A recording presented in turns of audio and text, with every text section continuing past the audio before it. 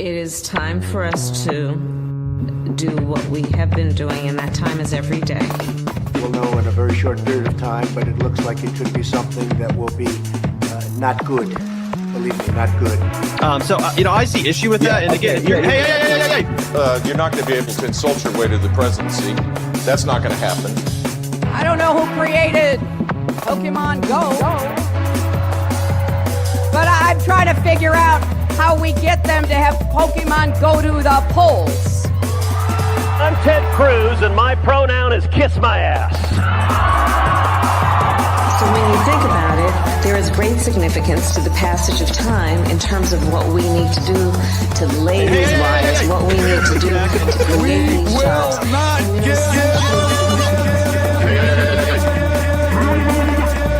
America is a nation that can be defined in a single word. I was going to foot. Not good. Believe me, not good.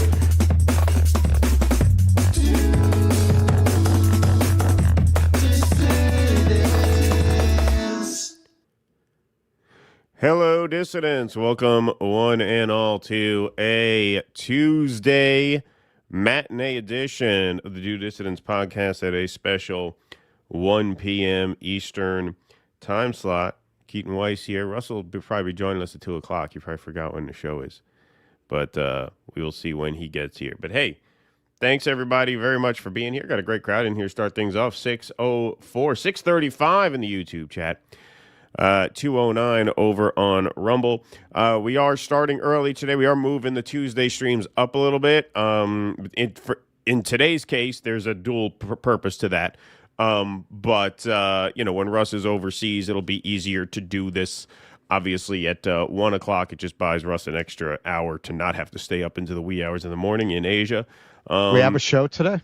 Yes, we do have a show today. All right, exactly. Hang on. I'll be back. What? All right, go ahead. I'm just going to let there be dead air because he told me to hang on. Usually, if you're going to leave, you would tell me to just keep talking.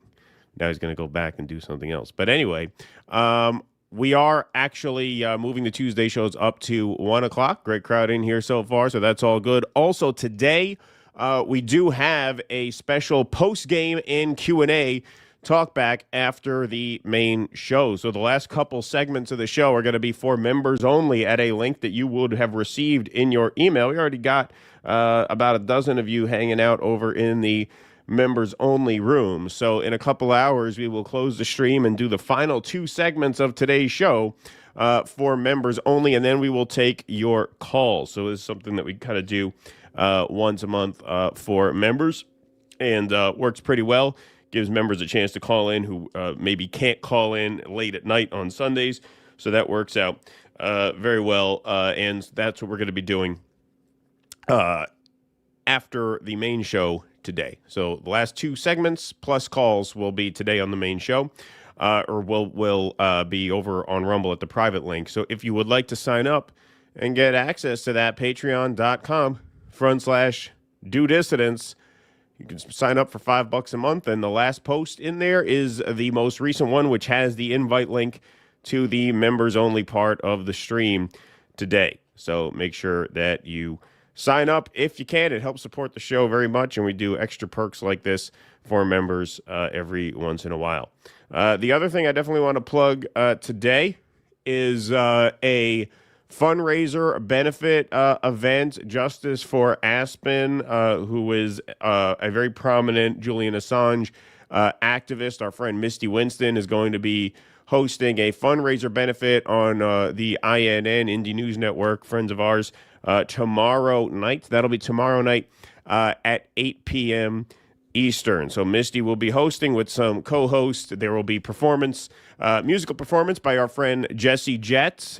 Justice for Aspen, I'll go over very briefly. I don't want to get too into details as to what the case is because I don't want to fuck anything up. But essentially, she was at the wrong place at the wrong time, got a ride to a music festival with a guy who had drugs in the car, and she just got caught up in that whole situation through no fault of her own. She had nothing to do with the drugs or anything like that. And so our friends are going to be hosting a fundraiser for Aspen. That's tomorrow at 8 p.m. Eastern on INN. So tune in if you can. If you can't tune in, or even if you can tune in, if you want to go check out the Justice for Aspen GoFundMe, the link is right there. It's kind of a messy looking link there, but if you take a screenshot of this on your phone, if you're watching on your phone or on your computer, the link right there, gofund.me, right on our friend Indy's Twitter post. So I'll leave that up on the screen for just a moment so that you guys could jot that down or take a screenshot or whatever you have to do if you would like to go over there. And then obviously tomorrow there is the live stream fundraiser benefit hosted by our friend Misty Winston on the Indie News Network. So make sure you check out the GoFundMe and tune in tomorrow night live if you can. All right. So thank you all very much for that. Appreciate the dissident community as always. All right. One of the great things about having a partner who is so loquacious is you don't have to worry that he's sitting there going, so how about the weather if you're coffee maker? All right, so now I have to account for this, man. This coffee maker, there's something wrong with it. Like I have to, like it's not connecting.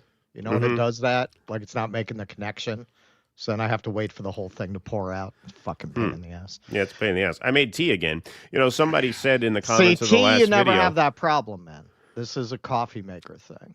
Well, you know, it's funny. Somebody said you can microwave tea as long as there's no staple on the tea bag, which in this case, there's no staple on the bag itself. I don't think there are staples on these tea bags, but I don't microwave it with the tea bag in it.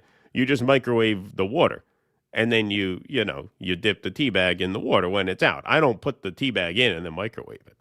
So because I didn't know that, I don't know if there was, like, it would never even occur to me to check whether or not there's a staple. I always assume there's a staple. And if there's a staple in the tea bag, then you can't put it in the microwave. So yeah, you just heat up the water, and then when you take the water out, it's hot, and you just, you tea bag it the way you would. It's a lot easier. Yeah, exactly. I should make a meme: Trump cup, and then Netanyahu tea bag. There you go. Tea bag and Netanyahu. So those would sell. We have these great merch ideas, and we just don't follow through because we're too busy doing the show. Like tea bag Netanyahu tea bags. Those would do a lot better than coffee brand coffee. That's true. You know, Netanyahu tea bags would actually do really well. Tea bag Netanyahu.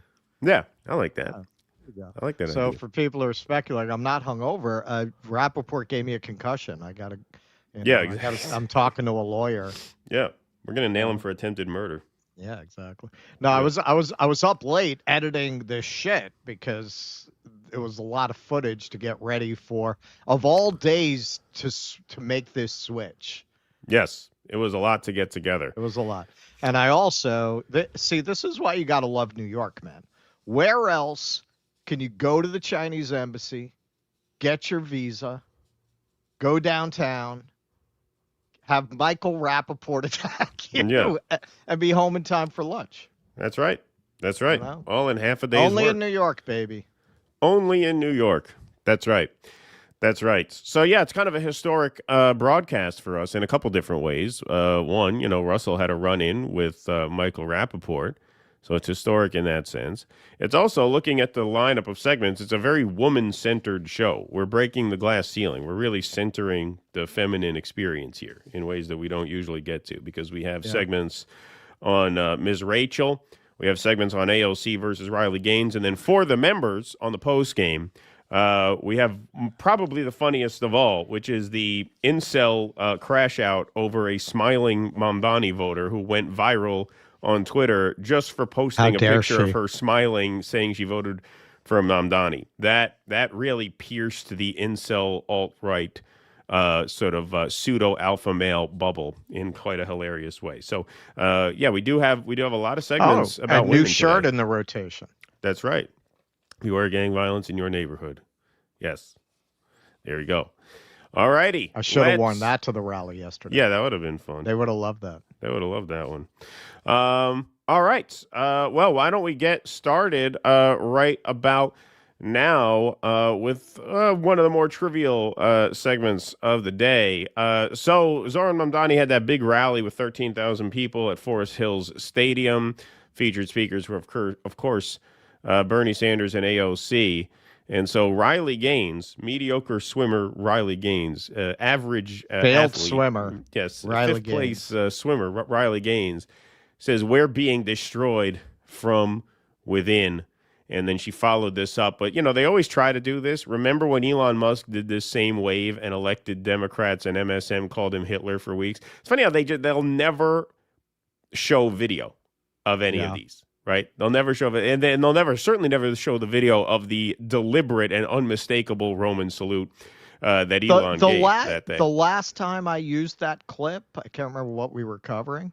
Somebody in the comments said, "Why didn't you show the second part?" And I asked, I said, how would that make it better? He did it again. Right. What do you mean? Oh, yeah, I don't want to show them when he threw the Nazi salute a second time. Then they'll be on to me. Yeah. Funny stuff. So AOC claps back here. Maybe if you channeled all this anger into swimming faster, you wouldn't have come in fifth. Now, if you look at the view counts, you know things are changing when the libs start ratioing the chuds because, Twitter is a very MAGA-oriented space. But, AOC, 33.7 million, 400 and some odd thousand likes to Riley Gaines, 80,000. I mean, she ratioed her pretty good with that one. Mike Racine, friend of the show, we could say, wow, dead ass ate her up. Clock it. Jonathan Trick says, never seen a professional swimmer get drowned by a member of Congress. Now, they weren't all positive. Gunther got in there. You are a commie. Nothing less, nothing more. I mean, this guy is going to release a book of sonnets eventually. He is, yeah, right, exactly. He is really the poet laureate of the age. He's more of a haiku guy. Sonnets are even too long for him. Yeah, He'll do true. haikus. Yeah. Here's Valentina Gomez, Valentina for USA, who I call KKKOC. That's my nickname for her. Riley Gaines is an NCAA All-American and a mother. You're an expired mediocre bartender with 0 children that likes to murder babies. Silence, woman. DC Drano says maybe if she wasn't competing against the men you put in women's sports. Sean Farash says maybe if she wasn't competing against the male, she'd have come in first. Now, of course, she came in fifth. She would have come in fourth. She would have come in fourth. Right. And actually, she would have come in fourth ahead of the man who came in fifth. See, this I didn't even know. Okay, so she goes on Fox News after this spat and she challenges AOC to a debate. And she reveals a piece of her story that I assumed was not true. I always assumed she finished fifth and the male finished first. No, they tied. Right, and that she was the only one who spoke out. But no, she tied for fifth against the male, which means that 4 females beat the male, and she didn't. So that makes your story a little weaker. It's not like the male dominated everybody and everybody was just too afraid to speak out. No, 4 women were fast enough to beat the male, but not her. I mean, okay, obviously I have some expertise in this area. A big part of what she did speak about, which I think most people, certainly myself, would find valid, we'll talk about her post-swimming career, which is another thing.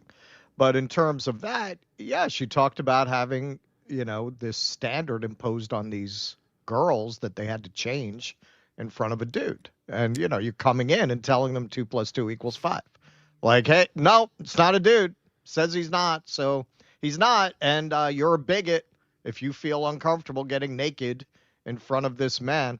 Now, there was a lot of reporting on how much the administration leaned on them, that there would be consequences if they spoke out about this.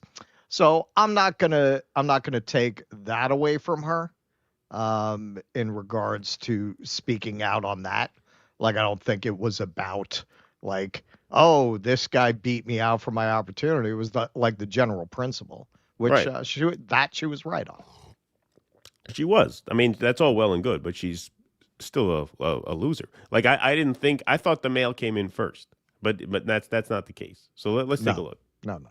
Morally bankrupt and it's politically foolish. For clarity, Laura, yes, I finished 5th in the nation at the Division I National Championships, tying with a 6'4" man who ranked 462nd in the men's division the year prior. Right, and the 4 females beat the man, so you finished 5th. Okay, so let's take the man out of it in a fair fight. Let's say you finish 4th.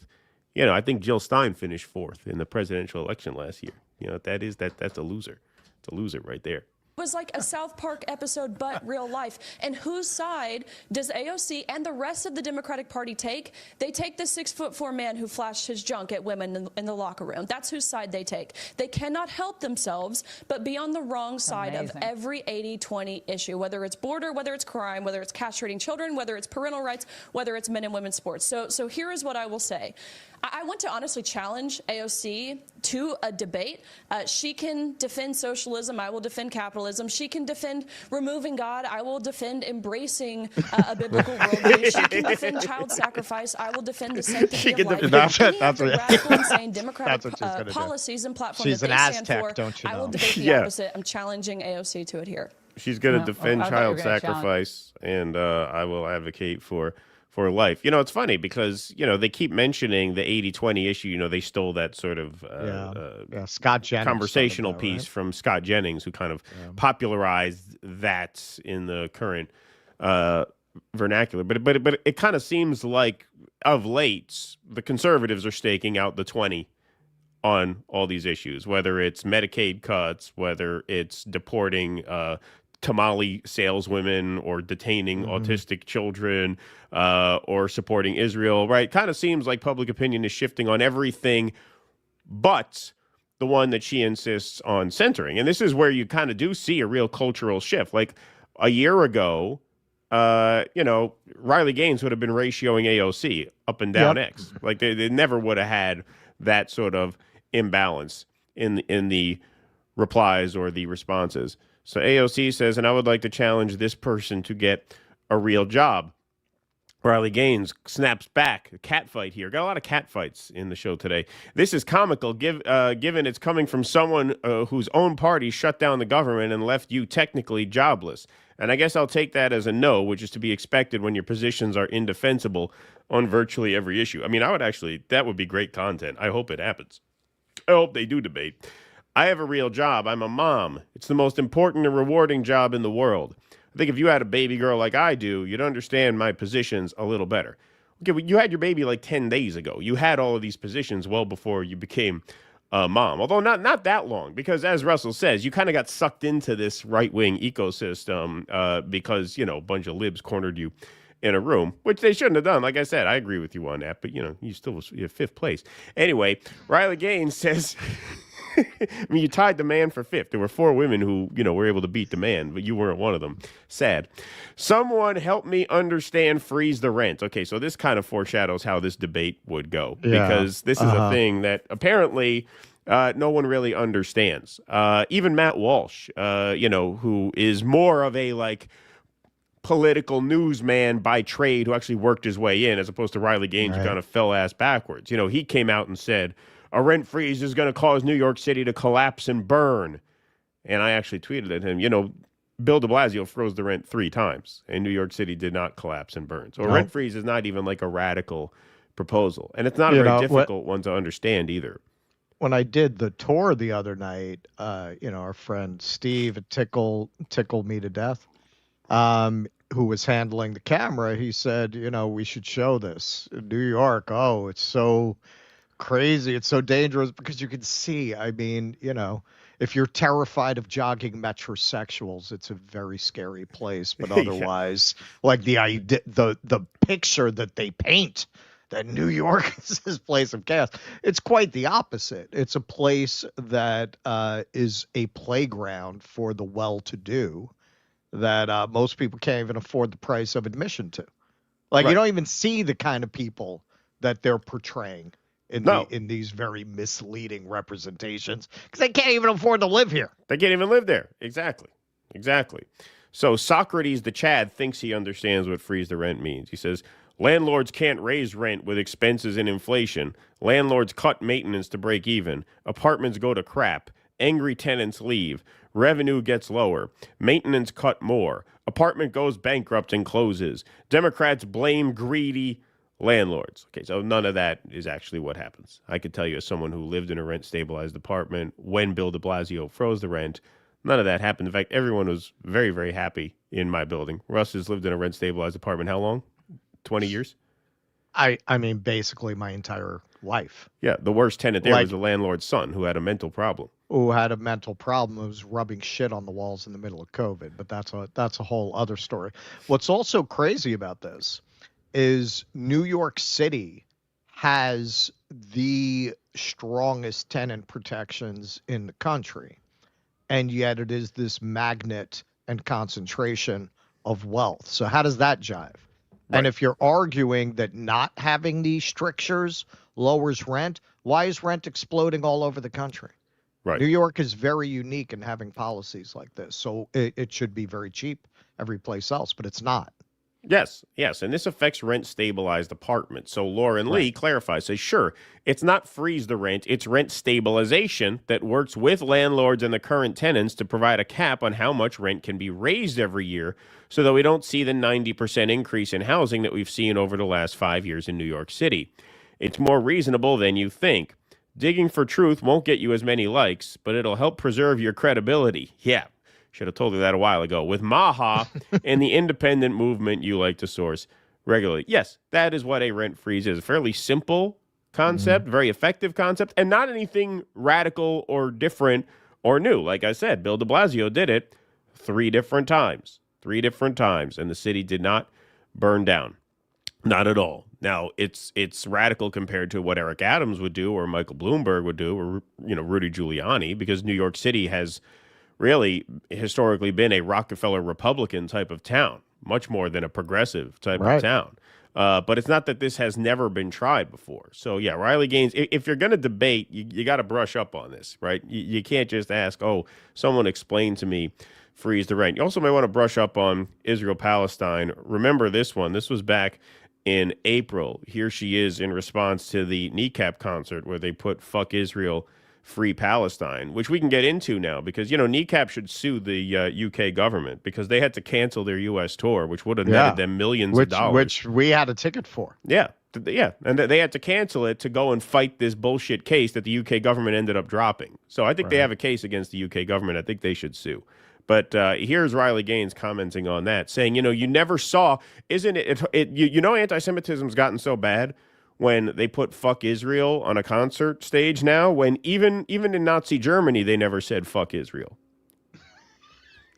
If Green Day, if Kneecap, which is a band I've never even heard of, if they want to be for the Palestinian people, then they shouldn't be anti-Israel. They should be anti-Hamas. And to see on stage a large billboard that says F Israel. Unreal. It's unreal. No, this didn't happen in Nazi Germany in the 1930s. This was in 2025 in America. In fact, it is. I always thought one thing that was always kind of confusing about World War II and the Holocaust and Nazi Germany is you'd think the Nazis would have invaded Israel. If they were looking for the Jews, they could have found a lot of them in Israel. But isn't it weird that you would genocide the Jews and you would never invade Israel? It's almost, they acted as though Israel didn't even exist back then. Yeah. Yeah. Big blind spot. Yeah, it was a big blind spot. I mean, why wouldn't they go into Israel? But she makes a point there that even in the Nazi was Germany, right there. Yeah, exactly. Even in Nazi Germany, they didn't say fuck Israel. Israel. Unreal. It's unreal. It says F Israel. Unreal. It's unreal. No, this didn't happen in Nazi Germany in the 1930s. This was in 2025 in America. Great point. Beyond staggering. Well, and that's what I wanted to ask you was how do we combat this with young people? I feel like we don't need to hear any more of that. Anyway, we'll see. We'll see if Riley Gaines and AOC can make it happen. The odds are against it, but that would be fun. Yeah, Riley Gaines. All right. Most people who wind up in this space, even if they're pure mercenaries like Benny Johnson or Tim Pool, they're politics junkies. And even if they've decided to take the cash to peddle talking points, they actually know what the talking points are. They know what the conversation is. They know what the counter arguments are. Riley Gaines is a not very bright person who, because she took what I feel, and I don't think anyone would argue, it was a grift. She legitimately had a moral argument that she wanted to make about having men in women's sports. And the libs, we've seen this again and again, where because once you've gone against orthodoxy that way, you are persona non grata. you cannot function within their world anymore. You can't just go have a job. They're going to dox you. So you wind up running right into the arms of the conservative ecosystem because that's who's protecting you, right? That's who's and eventually, can she just go and be a dentist without 8 million libs calling the dental office that she works in to complain?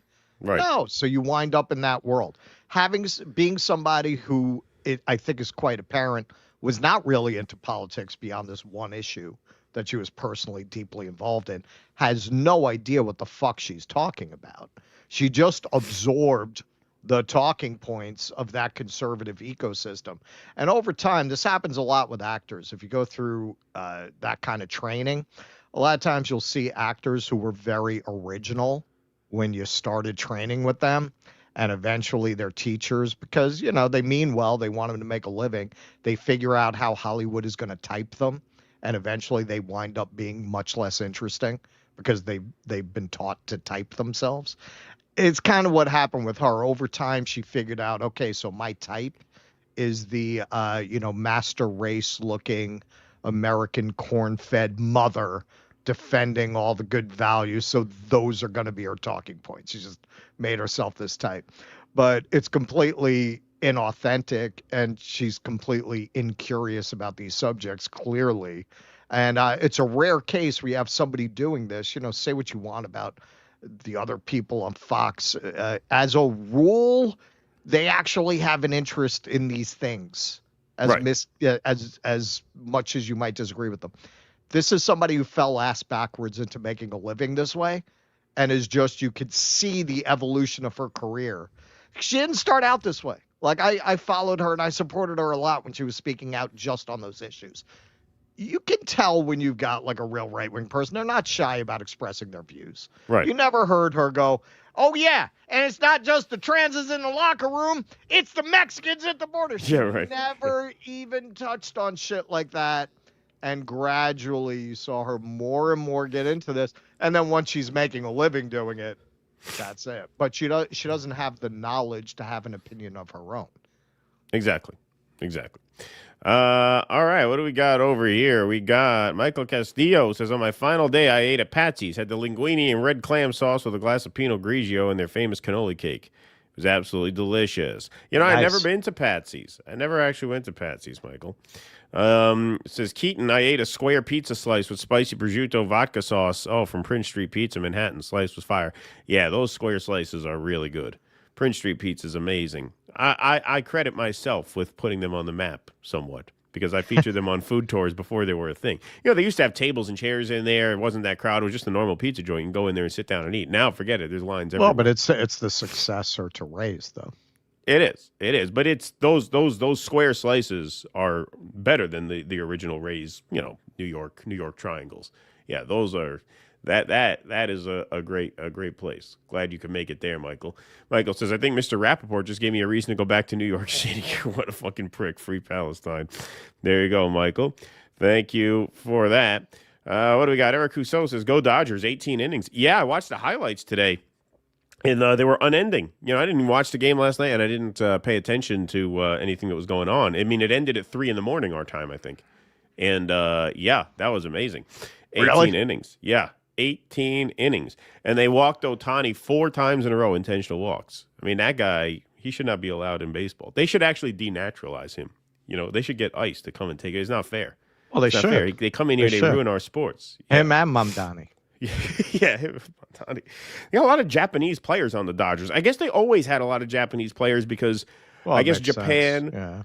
Yeah, with the time zone, it's easier for the Japanese fans to watch in L.A., I guess. So maybe that has something to do with it. Japan and California have a long history of cross-pollination. Yeah, so I guess that makes sense. But, man, I mean, they got a lot of Japanese players. They always had a lot for that reason, but it seems like they got more than usual. It's rigged. When I landed, I walked into the airline diner and had an egg cream and cherry Coke float with vanilla ice cream. It's an amazing experience. Oh, nice. Nice. I wonder where the airline diner is. It must be near. There was a place that's closed now in the West Village that was dedicated to making an egg cream old school drugstore counter. They did it. They had the seltzer machines with the marble counter. It's closed now, but they whipped it up the way it's supposed to be with the head on top. That's the only place I've ever been where you can find an egg cream made that way. It's gone now. Interesting. Ovan the King says, check out Skylar Baird. All right. Thanks, Ovan the King. Nexus Game says, Russ's chair made some good points. Haha, good one.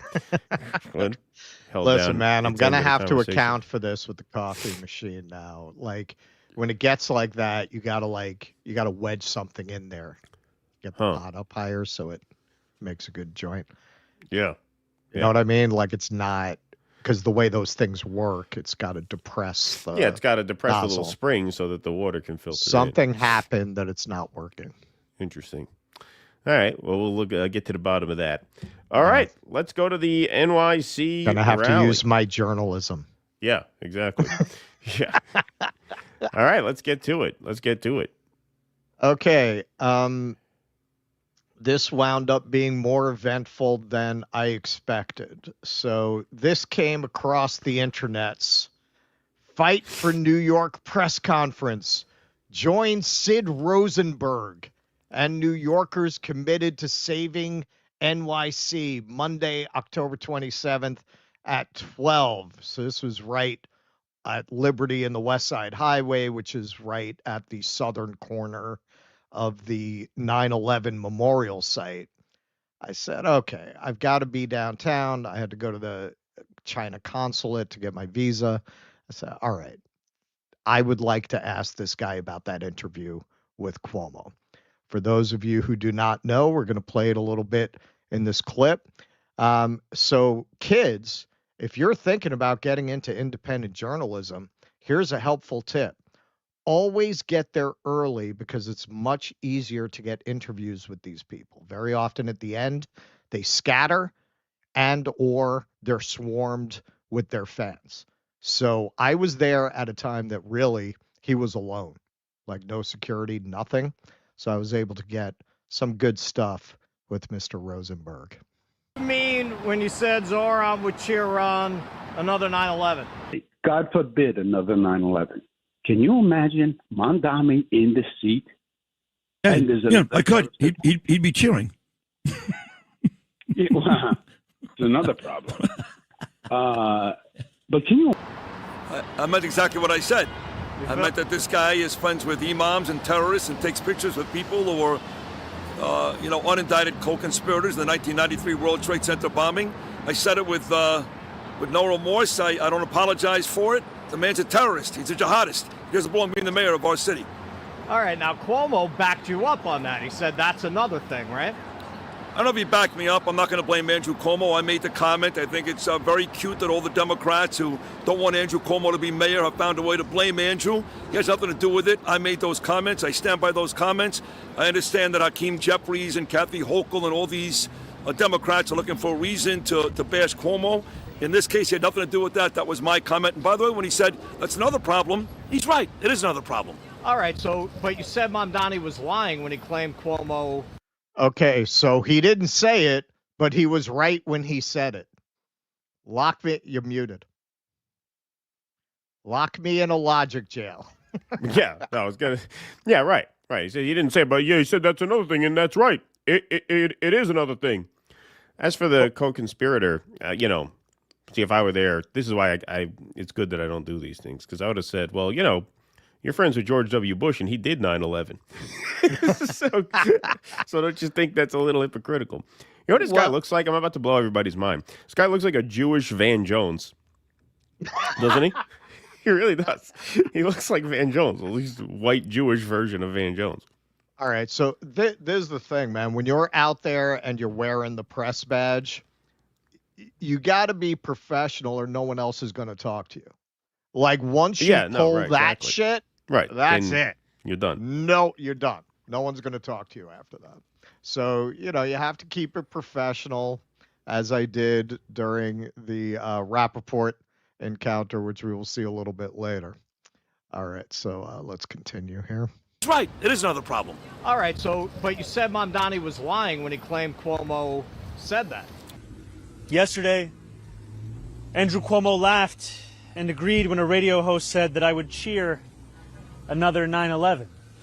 No, he is lying. Well, he backed Someone it didn't up, say it. though. He didn't back up anything. I made the comment, Mamdani, to be out there comparing that his aunt got a couple of stairs on the train compared to I have friends who jumped out of this building on fire from 90 floors. He's disgusting. That's the bottom line. His aunt got a couple of bad stairs on the train. He's not American. He's not a part of this city. He's the last guy that should be mayor. A new report out today from a House COVID subcommittee finds former Governor Andrew Cuomo was directly involved in a deadly pandemic-era mandate, blamed for thousands of nursing home deaths. What do you say to people who feel like Cuomo killed their grandparents by taking bribes from the hospital lobby? I say that, he's got his issues. There's no question about it. Andrew Cuomo would be the first to admit that. He's apologized on my show for that. I'm good friends with Janice Dean and other very, very fine people who have experienced all that. That's not my place to talk about that. I'm not here for Cuomo today. I'm here to talk about Mamdani and the danger that he is for New York City. Look, incompetent government can kill people. This is not a joke. So you can actually kill people, and these guys will give you a pass, right? But if you are perceived as being hostile to Jewish people for a completely imagined reason, then it's a 5-alarm fire, and you have to be stopped. It is the most racist political campaign of our lifetimes. That is my opinion. That is my opinion from having been a politics junkie, really from childhood. I was imitating Jimmy Carter as a 7-year-old. Like, I've always taken an unusual interest in the subject, as I think a lot of people who wind up in this space do. I've never seen shit like this. I've never seen anything like this, because Muslims, you could definitely argue, are the only group you could be this racist against without it having any consequences for you. And also remember, these people live in their own little ecosystem. If you look at some of the things later on that people who were at this rally were saying, the people who are virulent Zionists are also right-wing capitalists, very anti-social programs, it would be great if everything were free for everybody. It's the same people, man. They're just fucking scumbags. They're scumbags. And I was watching Glenn Greenwald talking about this, and he made a good point.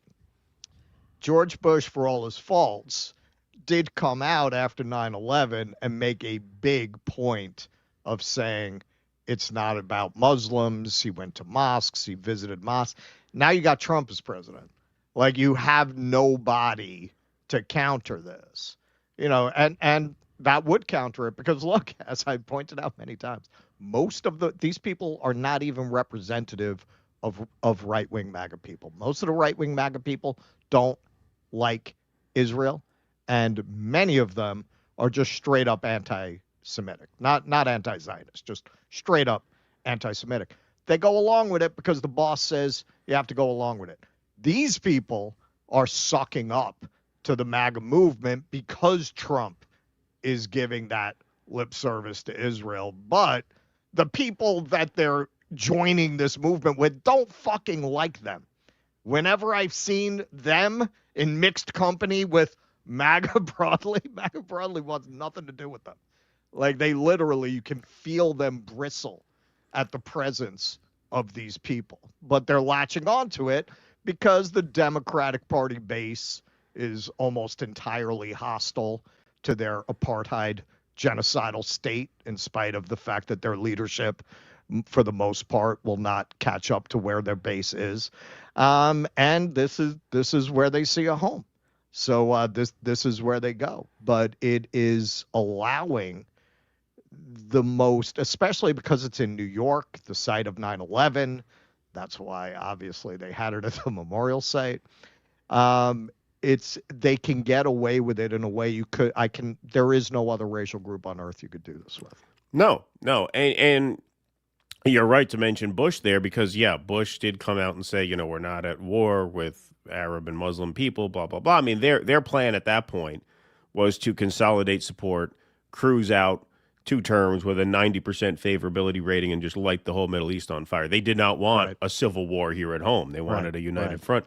here at home. That's what the Project for a New American Century was. Didn't work out that way on that score, although they still got the wars that they wanted, right? There's only one country left on their list that they haven't toppled yet, and Israel's trying to do that as we speak with Donald Trump's help. So not that they were thrown off from a policy standpoint too much, but now it is different where you have a president and an administration, and more importantly, vampiric tech oligarchs who actually want civil unrest, who actually want a divided public. And so there's no force to oppose them but the left, but the Mamdani coalition itself. And back in the weeks and months after 9/11, you saw rhetoric like this. You saw it from Sid Rosenberg. Sid Rosenberg, you might remember this. He went to there was a tabloid scandal, wasn't too big a deal, but apparently they had their convention at Madison Square Garden in 2004. So he was local. So he went, and I think he got fucked up afterwards. He went out drinking and either didn't show up for his radio show the next day or came in fucked up and hungover. Some kind of bullshit tabloid story. But anyway, the point is, Rosenberg was a big neocon Bush supporter. A lot of these guys live in a September 12th world forever. That paranoia stays with them. That racism was really embedded in them all along. All along, even pre-9/11. That was their political coming of age. Look, I'm sorry to say this. I hate to say this as a Jewish man myself, but a lot of this anti-Arab racism is programmed into people at a young age if they grow up with a Jewish upbringing. And so a guy like Rosenberg, I don't know his upbringing, but he certainly talks like one of these. I know people who are out there sounding the alarms about Mamdani now, friends of mine, Jewish friends of mine who I've known a while and did theater with. And I don't really follow Facebook anymore, but every once in a while I'll check in. These are people who are real liberals who really consider themselves to be anti-racist, and they're terrified of this Mamdani.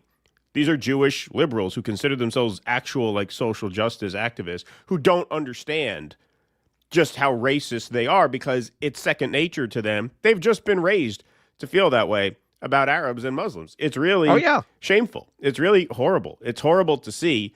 And luckily, knock on wood, I think he'll overcome it. Look, I've said this, and this is one of the reasons that Jews like this hate Jews like us. I think you were less exposed to this because of who your dad is. I never was raised religious at all. I knew people who were. I was exposed to these things. My grandma used to say when me and my cousins would act up, they're running around the house like Arabs. Right. I would at my summer camp, there were counselors who were from Israel who would come up to me as a 9-year-old and say, they're like animals. The Arabs, they're like animals. They're not like us. So, man, I always, looking back, why didn't this take with me? I think it's because I wasn't from the social class that most of these Jews were. Most of them have more money than me. So right there, it made me not relate to them as like me. And my neighborhood was Italian. So when you're talking about the Goyim, you're talking about my friends. So from a very early age, I wasn't comfortable with what they were trying to program me with. But you have these people, man, if you grow up in an all-Jewish suburb where everybody's living in, same kind of house, basically, and you're being programmed with this, most of these people have never even thought another way or considered it. I've seen it when I've tried to persuade Jews who are from that maybe they're brainwashed. And even if you get them to start thinking about it, the prospect, it's like leaving a cult. That's it. You're going to lose all the love bombing, all the support system, because, that's the kind of shit your family will disown you for. Disown you. So most of these people, man, when they start thinking about that, they're saying, no, there's nothing in that for me. And they stay in the bubble. Exactly. Eric Rousseau says, was Russ up to date on his anti-Rapaport vaccine? What? Hi, DD. Filled out a sponsor application form a couple of Sundays ago for the Hollow Ponds Folk Rock Fusion EP. Hate to badger. Wasn't sure if I'd done it right at the time, so I wanted to check if you received. I will take a look. I will take a second look there, but thank you for that, and we will definitely get back to you. Appreciate that. Let's see here. Healing Tarzan, Grunter Eagleman. What kind of person refers to their first cousin as their aunt? He's not compatible with Western civilization. Deport. Yes.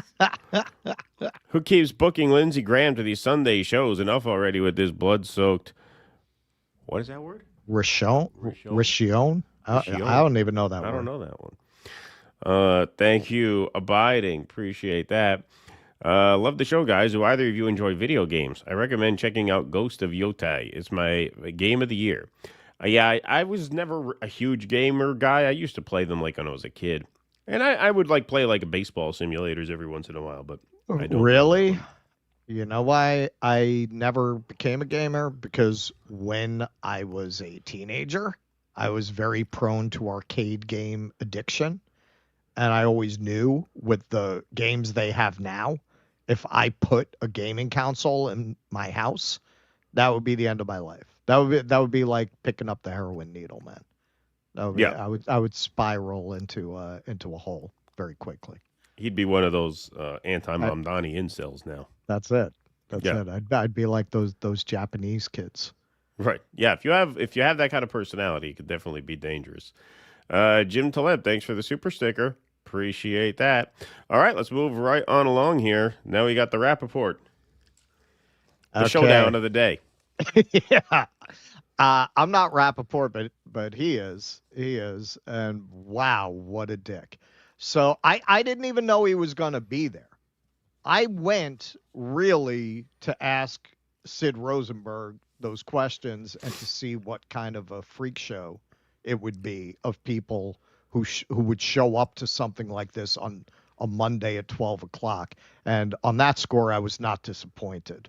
I had no idea Michael Rapaport was going to be there. There was no guest list on the advertisement, but he was there. And all it took was asking him a simple question about his own words for him to show people exactly why Israel is so popular today amongst people all around the world. Their Zionist representatives are so charming. When you said we got to take out Mamdani by any means. Yeah. No, I'm telling you, it could get worse. Hey, Mike, what did you mean when you said we got to take out Mamdani by any means necessary? Vote him out. Vote him out? You can't win. Do you feel that language suggests violence to some people? No. I feel like it suggests violence to people like you. I'm not a violent person. Oh, no. Okay. Don't try to exploit me. I do the fucking exploiting. You do the exploiting? I do the exploiting, asshole. I'm asking you a question. Now look, literally all I had done, I keep it professional, man. If I have the press badge on, I don't want to lose the press badge. I keep it pro. I didn't say what's the matter. They're not making City Slickers 3, so you got to give Israelis hand jobs. Like I didn't say anything like that. Does anybody else ever tell you look like generic brand cold cut turkey? Anyone else tell you look like you have fucking leprosy?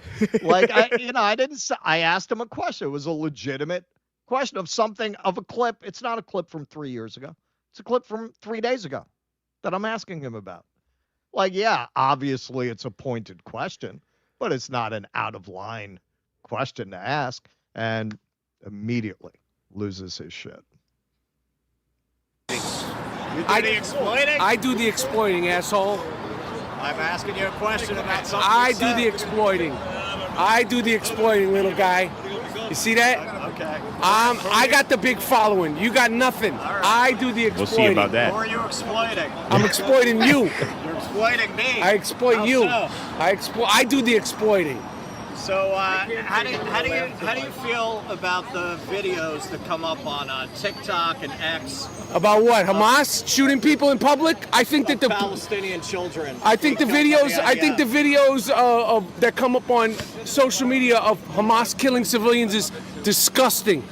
The videos of the Hamas killing children in the street, killing civilians in the street is disgusting, especially during a ceasefire. Are you a ceasefire guy? Ceasefire? Yeah, are you a ceasefire?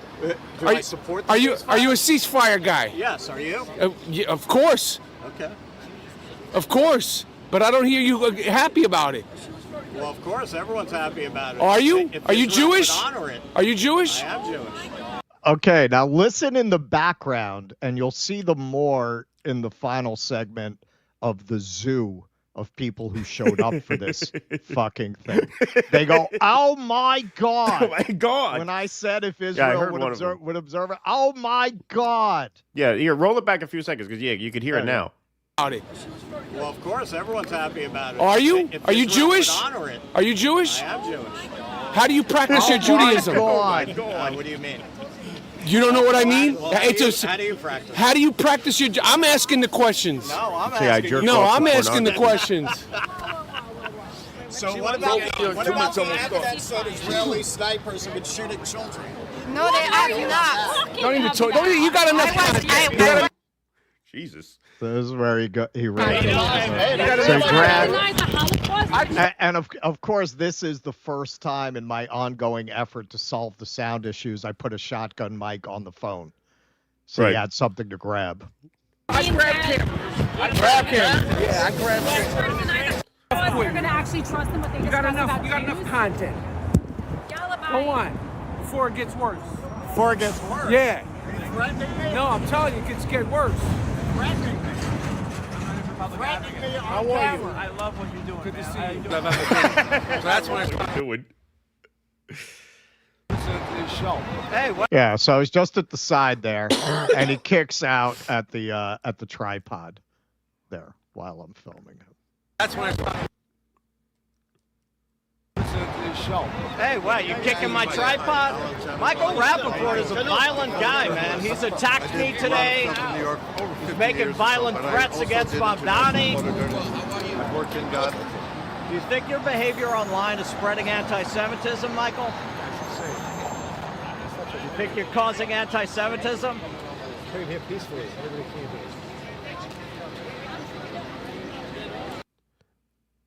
He started thinking, I can't afford that lawsuit, man. I can't afford that lawsuit. They're not paying me enough $7,000 pop posts for me to take that lawsuit. Yeah, man. That is just incredible. I mean, in all seriousness, the level of stupid you have to be to put that on camera. I've had a lot of people say press charges. I might. I'm thinking about it. I've been busy. I've been busy making the video. I'll think about it on my days off.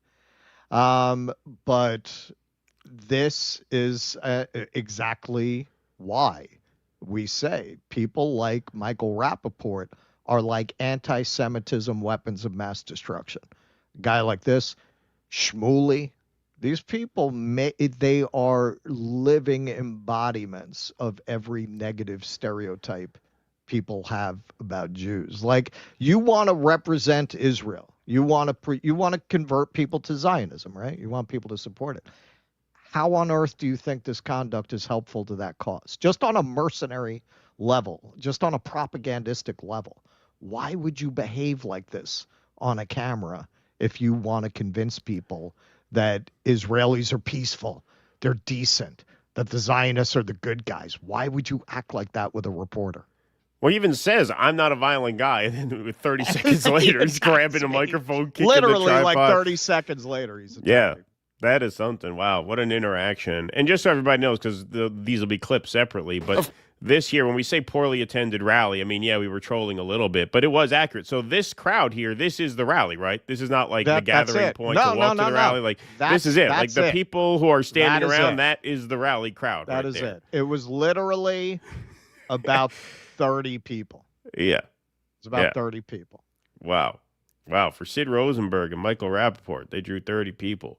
What was the Green Party guy who ran for president? Howie Hawkins in 2020. He got like 9 at a street corner in Albany. You know, this isn't much better than him. Yeah. Yeah, and that is the bright side of all of this. This is just, it really shows you what bottom of the barrel scumbags are attracted to these ideas. The fact that they could only get, you got some famous names there, man. Like Sid Rosenberg, he's not our cup of tea, but he's been on radio for a long time. He's been a New York staple for, decades. That guy's been on the radio. Fucking 30 people, man. Yeah. Like, nobody, it's not only the anti-Muslim hysteria, as we'll see in the final segment, the wrap-up of the zoo creatures who came out for this. they're peddling a kind of politics that, you know, they think it's 1995 forever. Like people are over it. Like these kinds of politics have not worked for people. You're not going to make the argument people can't have free stuff. Well, you know, they listen to you about that shit for decades, the bootstraps crap. Where has it left them? Right. 1 in 7 New York school children is homeless. What are you saying? You haven't had your turn at bat yet? Right. It's about to start working? Nobody's buying it. Nobody's buying it. Only scum of the earth like this are going to show up for this kind of a rally. Yes. Yes. So well done. Well done. That was good. You kept your cool more than I would have. See, that's why it would have been hard for me to do it. Yeah. You have to. Nah. I mean, that's the whole thing, man. I had a couple of people saying that, like, I would have knocked him out. Well, no, I wouldn't have. I wouldn't have hit him. You wouldn't. No, I'm not saying you're saying that. But yeah, no. Okay. So then, that's definitely the kind of scumbag who would press charges. A. Oh yeah. B. If I decide to press charges, well, now I can't because now they're going to say, well, you know, it equals out, it's neutralized. Then I can't press charges. If I decide to sue, which I might, that's going to be it. I'm not going to really be able to do that at that point. And they might take my press badge away. I clocked a guy. Right. No, I mean, no, yeah. No, you can never be physical. And I wouldn't have done that. But I would have probably, I probably would have said some things that they would have demanded I immediately leave. Well, that's it. And that's it. Exactly. Because, you know, look, man, right after that, I had a very revealing exchange with those Zio cunts that I would never have gotten if I winted him harder than I did. Right. Exactly. Right. Yeah. No, you handled it exactly right. And I mean, he did the work for you there. You know, he showed everybody who he was, as he's done many times. Like he's always been a hothead. Like they act with impunity because like the way they act is very indicative of the impunity that Israel conducts itself with. Like they act as though there will never be any consequences for doing anything. Right. Like you're literally on camera assaulting a journalist. Right. Like if I want to get Michael Rapaport arrested at this point, I can. And I might.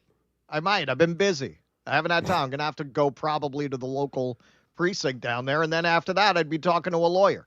You opened yourself up to that because, yes, they are just used to being able to do whatever the fuck they want. This guy went to the Alec Baldwin School of Acting, I guess, and he's got similar future career prospects. Yes, indeed. E.O. Shush says, I was going to be the first player to hit 3 home runs and 10 strikeouts in a game, but a Japanese man took my job. That's right. That's right. Thank you, E.O. Shush. 007 Angelo says, Keaton in Norman's voice, Nazis couldn't find Israel on the map in 1938. They're such fantastic morons. That's right. Abiding, Japanese have been Dodger people since being interned at Santa Anita Racetrack. I worked at JRA Japanese race course for years and most Dodger fans. Interesting. Okay. All right. That makes sense. All right. Thanks, Abiding.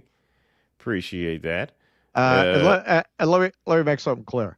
If I get him arrested, that doesn't make sense. Sorry, go ahead. It's going to be because this is why I'm thinking about it. You know, look, I come from a background and a culture where you get in a bar fight, everybody goes home, right? Like, you know, not for that reason. At the same time, man, I'm a journalist. Like, if you allow these guys to get away with this kind of shit, they're going to keep attacking journalists. On that basis, I might pursue it. All right. Smitty Jones III. Russell, have you read the novel of the Warriors by Sol Urich? Barely Resemblance. Also found Chris Christopherson being very pro-Palestine in a Sam Peckinpah doc, Man of Iron. I've heard that about Chris Christopherson. You know, I know what you're talking about. I've always been curious to read that, and I've also been curious to read The Short Timers, from which Full Metal Jacket came. It's another one. I never got around to actually reading that book. I've always been very curious about it. Get your America Venezuela war scripts like Vietnam ready. Money. Thank you, Eric.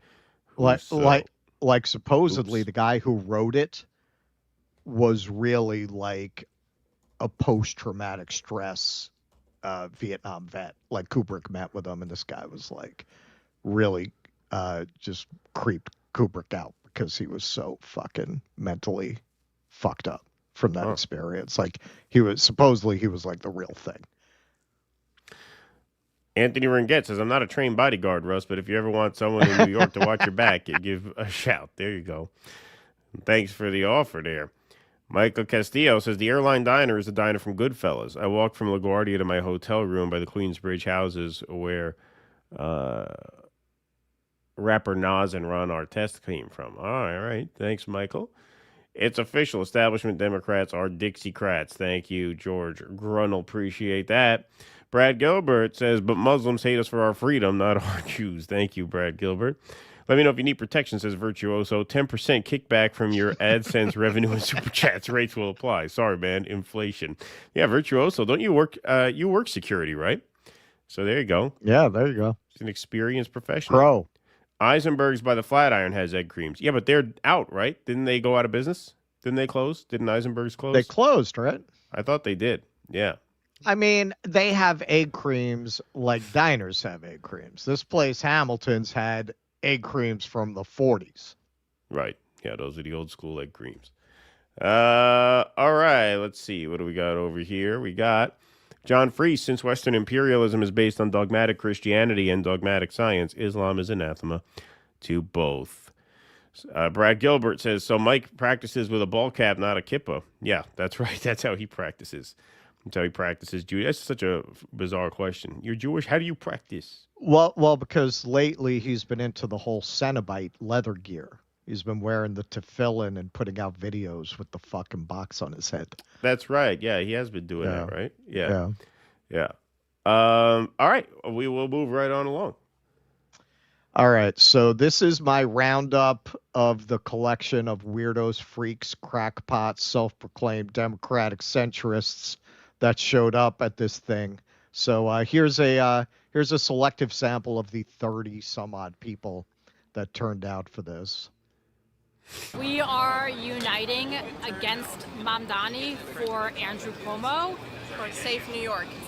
To save New York, to ensure that someone who is a hater of the Jewish community does not become the mayor of New York City, to make sure someone who has zero experience does not have control over a $100 billion budget and our police, our subways, our garbage. I don't think he understands how much work, that too, our school system. There's already an issue in the schools with the indoctrination of our children. We need to make sure that we have a school system that is teaching our children proper history, not woke history. Getting sirens? Hang on, so yeah, let this guy pass. All right, so you feel Mamdani is going to bring more wokeness into the city? 100%. And crime and cashless bail. And I know Cuomo was a part of the cashless bail, but this is many years later. I feel like the Jewish community will not be protected under a Mamdani mayorship. Kind of burying the lead there. I continue to say New York City can survive 4 years of Cuomo. I don't know if we can survive 4 years of Mamdani. All right, now a lot of people are saying he's a jihadi, he's a Muslim extremist, but you're saying that he's woke. Those are the same. Right now, the same? far left has become partners with, it's the horseshoe theory. The far right and the far left have the exact same ideologies. And the guy is definitely... They support the same people. He supports these Islamists who hate the United States. He's in pictures with them. He's in a picture with Hassan Piker, who said New York deserved 9/11, as we're standing on the spot of the World Trade Center, where I personally lost friends. Cuomo suggested in his resignation speech that being Italian made him a pervert. And a lot of Italian people were very angry about that. Like all these people who are going after Cuomo right now for maybe... Look, truth is, he hasn't been convicted of any bad behavior. That is not my biggest concern right now. And the same people that are attacking him for sexual harassment are the people who denied that women were raped on October 7th when there's video evidence of that. So I think that women being raped brutally and then murdered is way more important than someone grabbing ass. I am a registered Democrat. I ran in the primary. So that was kind of a running theme with all these people. Like, there is no debunking any of this for these people. Like, it doesn't matter. I mean, it's amazing. Like these people, most of them have been Democrats. Some of them, as we predicted, are former Democrats who have become Republicans because of this issue. They all hate the New York Times now because the New York Times actually had to retract that story because they covered the children getting sniped, as I got into with them a little bit later. Now they're bringing up that the New York Times denied the Holocaust. They're going back to the war. So you can't trust what they're saying now about this. Anything, Keaton? No, we can go ahead. Against Jumaane Williams, I challenged AOC. This is okay. This guy's funny. Then someone grabbing ass. This reminds me. There was the Crank Yankers, the puppet show where they were making crank calls. They did a really funny one where the premise is this guy was like a college football star trying to get a sponsorship who had never made it into pro, and he's calling up to get the sponsorship. He's like, I tried out for the Rams. I tried out for the Chargers. That's this guy. I am a registered Democrat. I ran in the primary against Jumaane Williams. I challenged AOC in the last primary, and I ran against Congressman Jamal Bowman, which makes me the only person on earth to have challenged two people in the squad. And I'm really standing for what I would call the centrists within the Democratic Party, who so far they've been What do you, like, relocate apartments every year to try and primary a different congressperson? Or do you just run as a carpetbagger, figure I'll move there if I win? Exactly. Yeah. That's what I do. I travel the country primarying progressives. That's an interesting life. quiet. You know, on the far left, there's some very talkative people, but in the center of the Democratic Party, people have been really quiet about everything that we've accomplished over the last 20 or 30 years. And I want to give voters an option to think about that again. If you go around and you ask for 30 different things, people get confused. The voters get confused.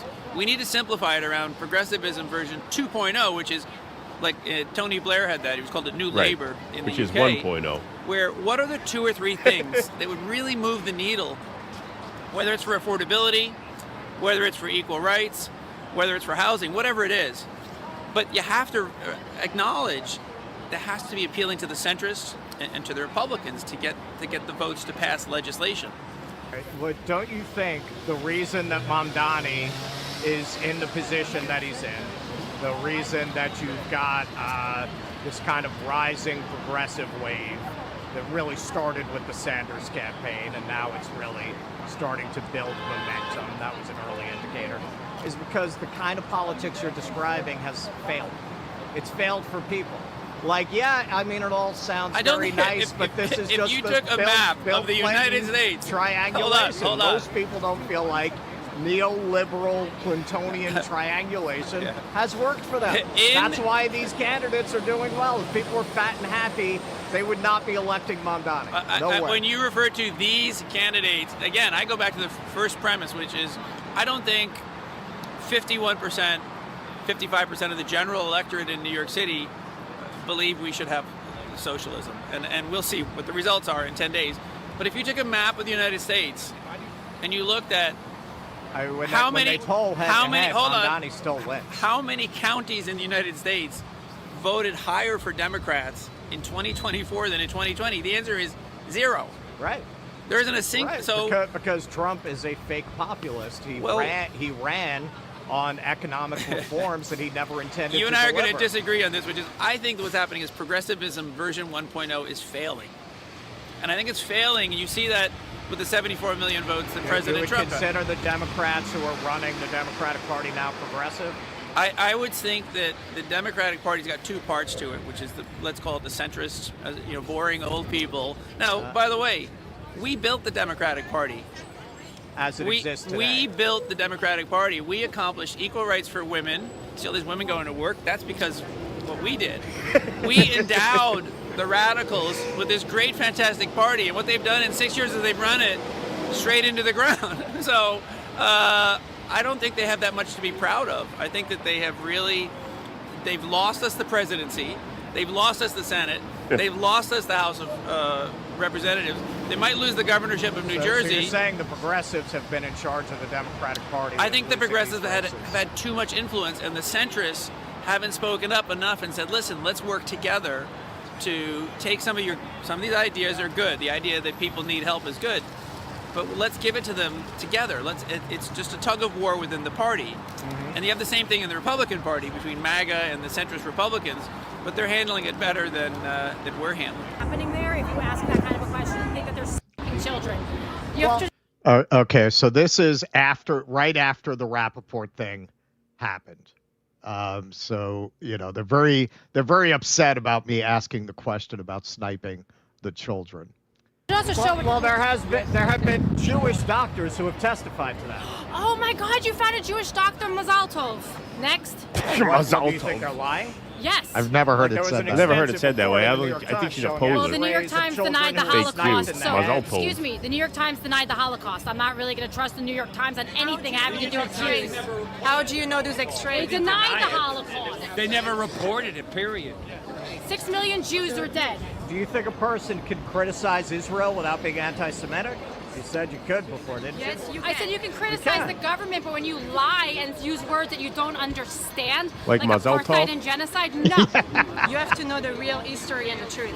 Trust me, I wouldn't stand on the side of Israel if I didn't know it was the truth. I was there by my own, myself. I was a soldier. Okay. All my friends are soldiers. I know what you're saying is not the truth. It's not the truth. It's not. And if it was, trust me, I'm telling you on my daughter's life, I wouldn't stand for Israel. All right, so now what about, we've seen pictures of IDF soldiers dressed up in the women's clothes of the Palestinian women who have been killed or fled their homes. Should they do that? I haven't seen those pictures. They should do that? If you're undercover in enemy territory, No, yes. they've been doing it as a joke, taking pictures. No, I don't mean That's undercover. the dumbest thing I've ever heard. I haven't seen You've got somebody They with share like... these pictures They're disguising on themselves as women? Yeah. Because everything on Telegram is true too. I mean, they share it. Okay. The soldiers share Can these you show me pictures those around. pictures? You No, have them? they can't show the pictures. I They can't name names. I'm using my phone, Right. but yes. You means can you look can't that up really in 2 share. seconds. Here's the one piece of advice I'll give you, okay? If you're joining the IDF, okay? Leave your fucking cell phone at home and stop taking stupid fucking videos, okay? Because everybody's fucking you with them, okay? And if you see a soldier, okay, going through a fucking drawer, and listen, if you want to fucking wear a dress and you think it's funny, just don't fucking take a fucking video picture of it, okay? Jesus. It's like this is the worst thing you can. Is this the worst thing you can think about?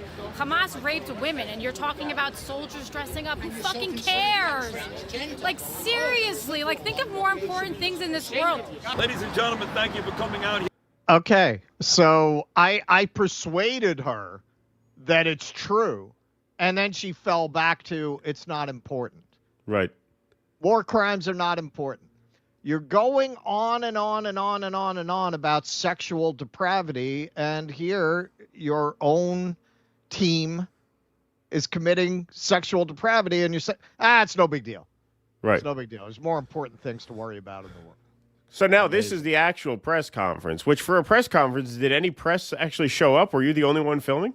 Okay, so there is a bizarro world version of independent media, but the kind of independent media that would be covering this are basically retirees who figured out how to use the internet.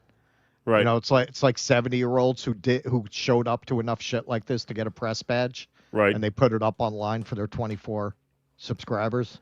Right. So yeah, in that sense, there was press, but that was the only press. There was no like legit press. There were no camera. There were none of them. Interesting. And even that. That's why they didn't ask you to leave, because you were some of the only press that showed up. This is supposed to be a press conference. Well, it's also why they all spoke to me. Right. Right. You know, I mean, I'm walking around with a freaking with a handheld tripod and a fucking cell phone. You know. Yeah. I mean. Yeah. You know, I'm obviously not working for NBC, and everybody was willing to stand up and talk to me, even after it became clear that I was not a friendly reporter, because there was hardly any even those kind of people. I think I saw maybe 3 press badges at the most. We would tell you to get out of here, but you're the only press who showed You're up. the only one here. Yeah. Here today, it's a very, very important day, 8 days before what many are calling the biggest election of our lives. The mayoral election here in New York City coming up next Tuesday. We are really faced with a huge problem. A guy by the name of Mamdani who wants to destroy this city. Everything America stands for everything New York City stands for, everything good New Yorkers and Jewish people stand for, this guy wants to destroy.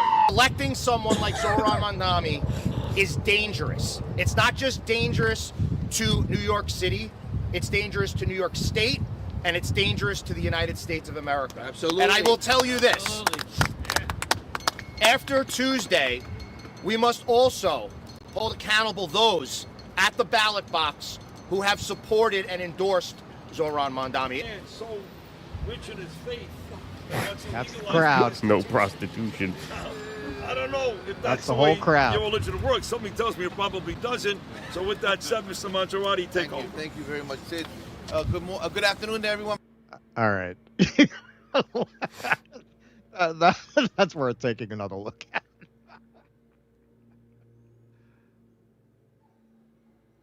All right. Have Look at this supported and fucking crew. endorsed Zohran Mamdani. Man, so Look at rich in this. his faith and wants to legalize prostitution. I don't know if that's the way your religion works. Something tells me it probably doesn't.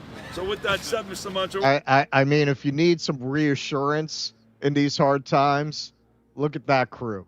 Yeah. Look at that crew. If you ever feel hopeless, like, oh, we can't beat these people, look at who you're up against.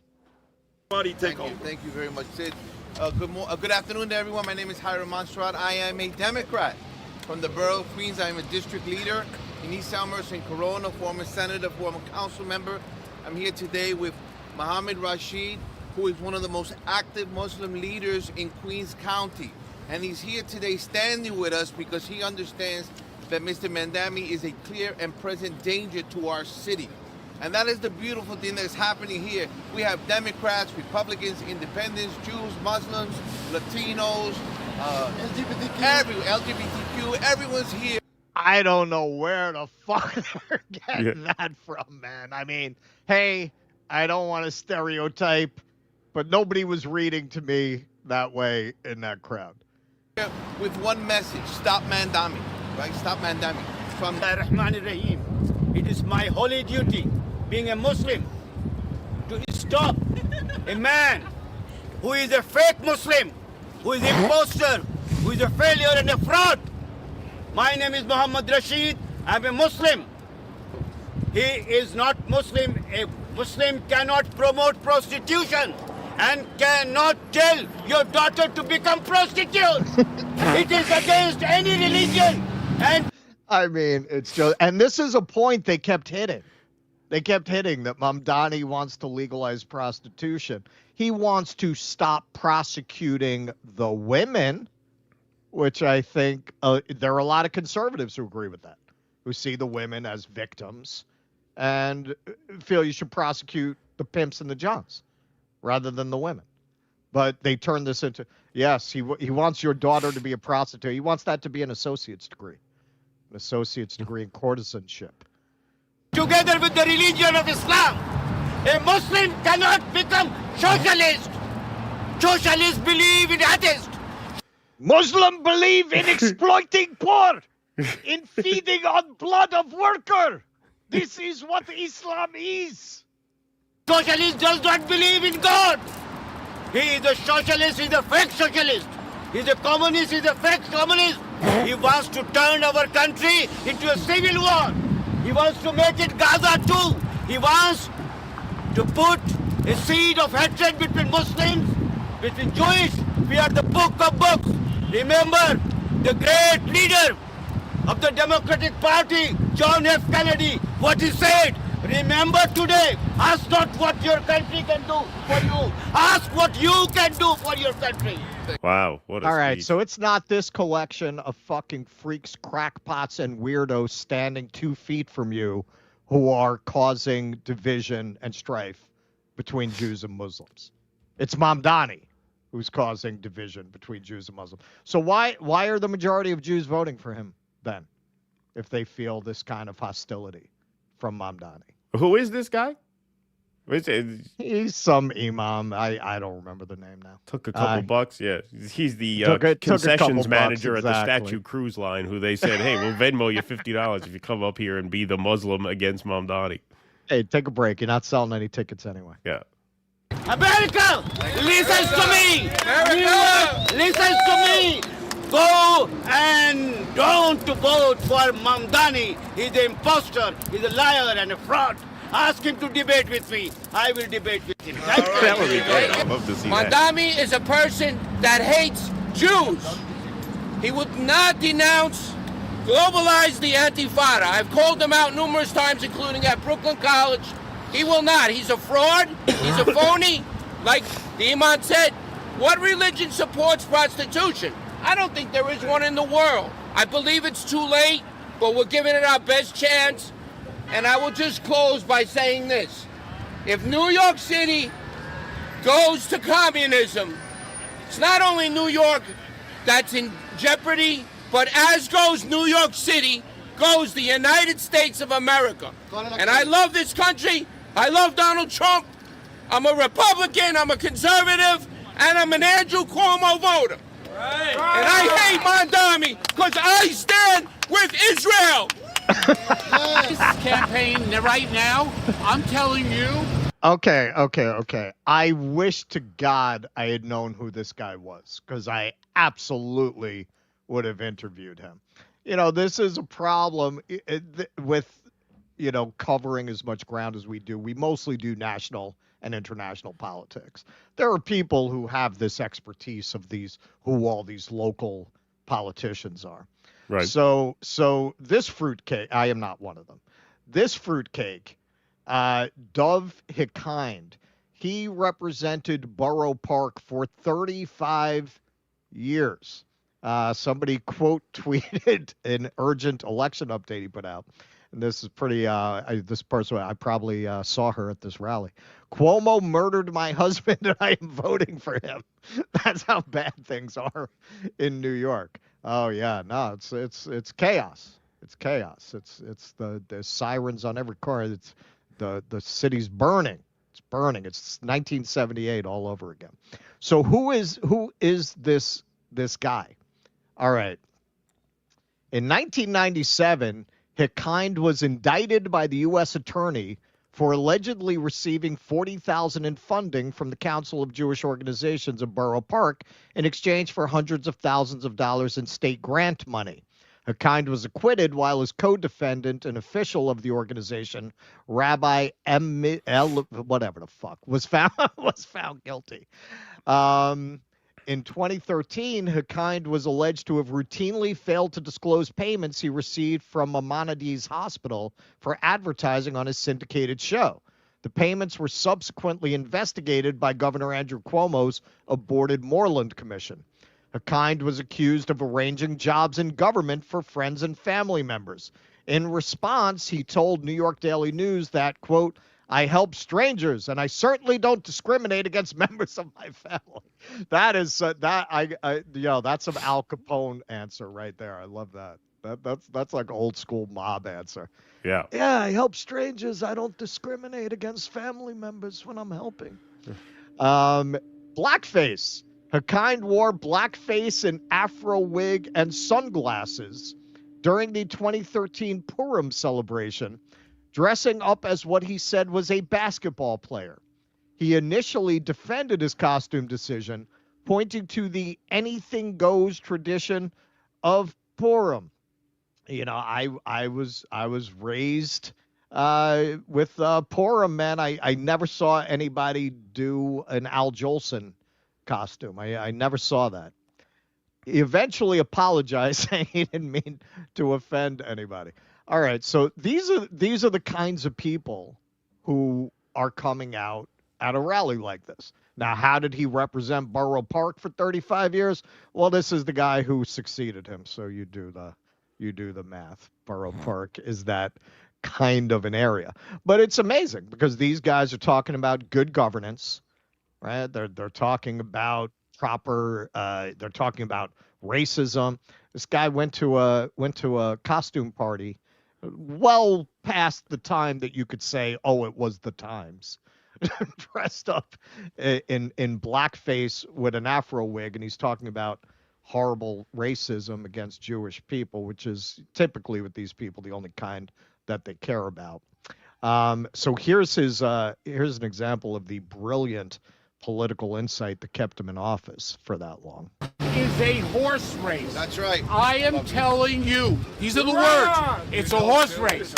If the numbers continue, the people that are showing up to vote in unprecedented numbers, never happened before, if that continues, mark my words today, Cuomo is going to win, and it will not be close. Mark my words. Cuomo will win. Cuomo! Cuomo! So, and the candidate for mayor of New York, after October 7th, the day after, could not express himself about the horrors that were committed. And the reason is very simple, by the way. He has never condemned Hamas. Never. Can you imagine that? This is going to be the mayor of New York? Are we insane? We have a candidate, Zohran the moron.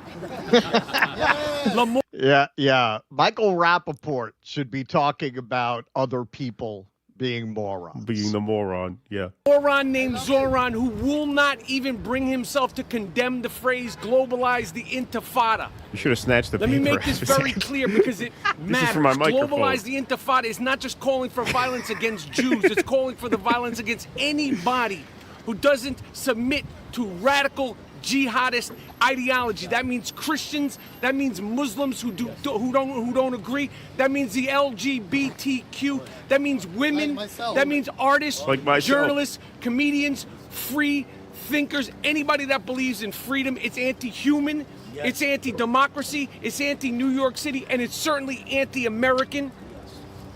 And if you want to know what globalizing the intifada actually is, it took place right here on 9/11. That was globalization of the intifada. And this person that is running for mayor of our city, when asked about condemning that phrase, this person says different words have different meanings to different people. Nonsense. It's simple. Do you want homeless people living in the subway kiosks? No. Okay. And on the buses. Do you want On the people buses. with samurai swords No. running around Times Square? No. You guys really With hated samurai Andrew swords. Cuomo. Like, what the fuck are you talking about? With samurai swords. Is there an invasion of ninjas that we're not aware of? Like, what are you talking about? He's gonna let the ninjas are pouring in. the ninjas are pouring in from Staten Island. Yeah. Just wow, what a moron. Samurai swords No. running around Times Square? No. You guys really hated Andrew Cuomo. I don't hate nobody. I love everybody in this world. Except How Mamdani. did you speak out about how he handled COVID? Literally at the said he time? hated Listen. Mamdani before. The issue at hand here is communism in New York. Nobody is a perfect candidate. And certainly, Zohran Mamdani is the least perfect candidate. So we're going to go with our best chance, and that's Andrew Cuomo. Okay. Now, what do you feel Zohran Mamdani will do as mayor? He will destroy New York City. And as goes New York City, goes the United States. There you go. So there you have it, folks. There you have it. That's the way it is on this October 26th. Yeah. What a brain yeah, trust there, man. Wow, holy shit. I love how they think that there's going to be homeless people sleeping on the buses if they make the buses free. Right, because homeless people don't sleep on the subway now, and you have to pay for the subway. It's so much easier to get a loitering, sleeping homeless person off a bus than it is off a subway because there's a driver on the bus who can see him there. Right? And they can ask for help to get somebody off. They can radio it in. Like if that's like the idea that that's going to be more of a problem than homeless people in the subway is just kind of insane. I mean, they're just so dumb. I mean, it's self-parody. It's self-parody. Like that may as well have been a Christopher Guest pseudo documentary. In fact, the lip woman, the blonde woman, she looks like the Jennifer Coolidge characters in the Christopher Guest movies. You know, the one from White Lotus who always plays the, bimbo there. That's why she looks just like her. I mean, that was self-satire. Yeah, they are not bringing their best and their brightest, which again, it's reassuring. Like, look, smart people with a sense of the moment do not have these kinds of politics. Like, that doesn't mean you have to have my politics.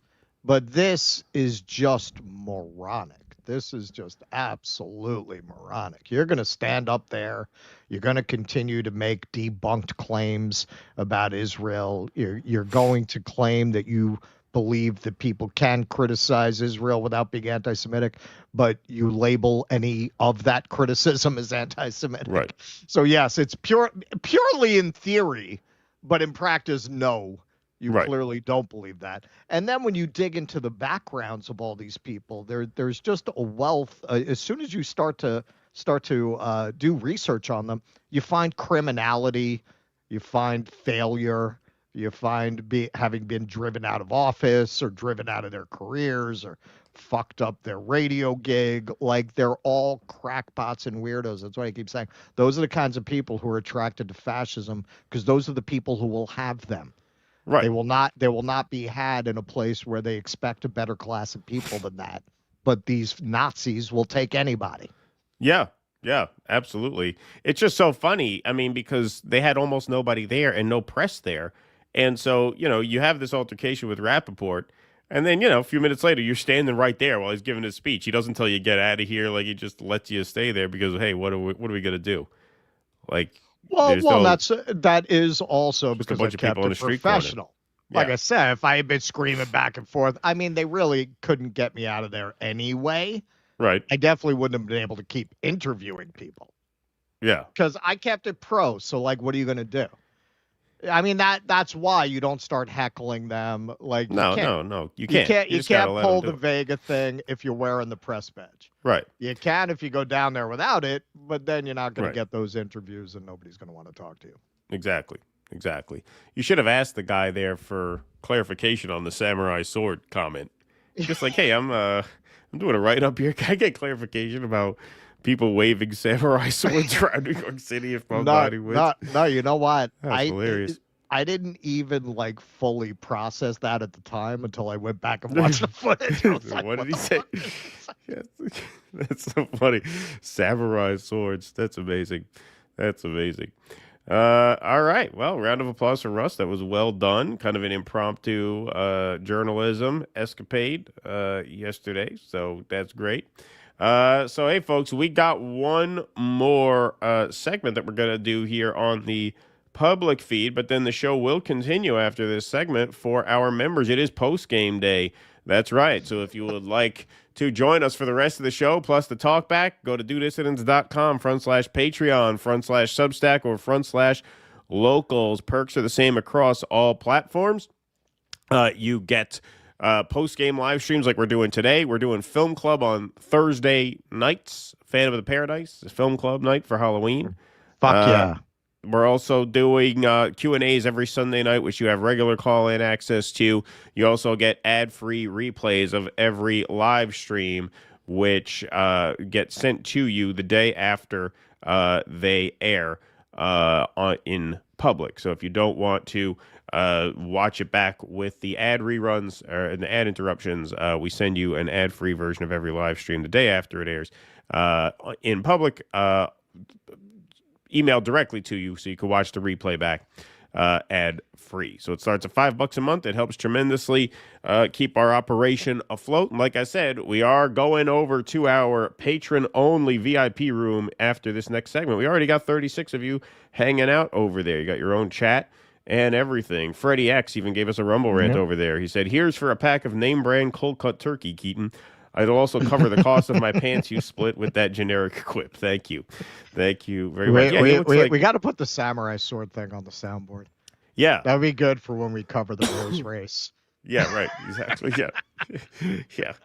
Just a total non sequitur. You want people running around here with samurai swords? In Times Square.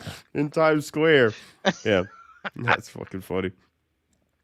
Brad Gilbert says, F fire. Now it's fight anti-Semitism with anti-Semitism. Yeah, exactly.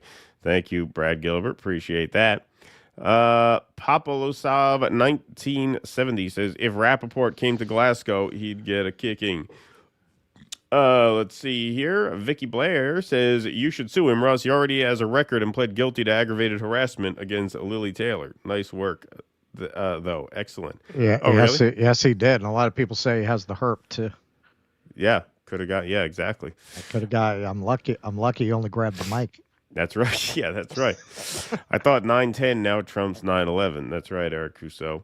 Raven Lass says, bless you for your patience and poise, Russ. Guarantee if you were Keaton size, Rapaport would have behaved a lot differently. I mean, I don't know. I mean, I am taller than Russ, but Rapaport seems like a very tall guy. He seems like abnormally tall. Well, look, he was trying to block. I mean, I am shorter than Rapaport. I'm shorter than most people. But he was trying to block the camera. That's why you got that undershot like that. I'm not that much smaller than him. I had to go under his arms. Right, to make sure that you could still see him because he was trying to get in the way of your camera because he wanted to exploit you. You don't exploit me. I exploit you. I'm exploiting you. You got enough content. It's funny because like he knew you were there for content and he still grabbed the fucking microphone like a I mean, crazy. Sue Michael Rapaport is hitting right into Judaism if you took 10,000 of his groveling at the fuck wall social media dollars. Yeah, there you go. Thank you. Stoop sign. Appreciate that very much. What do we got here? The China Shill says, wow, Michael Rapaport was a violent maniac. Can we say that now that there's video evidence of violent maniac Michael Rapaport viciously assaulting a journalist? Yeah, that's how you do it. Yep. That's how you do it. Should get Donald Trump to tweet at him. Good style there, China Shill. Appreciate that. All right, we will move and when you've built your whole identity around defending a settler colonial project, maybe you don't keep saying I do the exploiting exploiting on camera. Yeah, exactly. Sue Rapaport and donate the funds to Palestine cause. There you go, Bill Flipper. Yeah. Like if I do that, it's not because I'm like cha-ching. Right. Like I might do it like, so that people like Rapaport will think twice. Right. Like you let them get away with that shit. Certainly this administration's not going to do anything about it. Yeah, no, that's for sure. Virtuoso says, just so you know, folks, these two women that Russell spoke to are known as hot mess women for Cuomo. Yes, there you go. Virtuoso. Thanks very much. All right, we got 2,039 in the YouTube chat.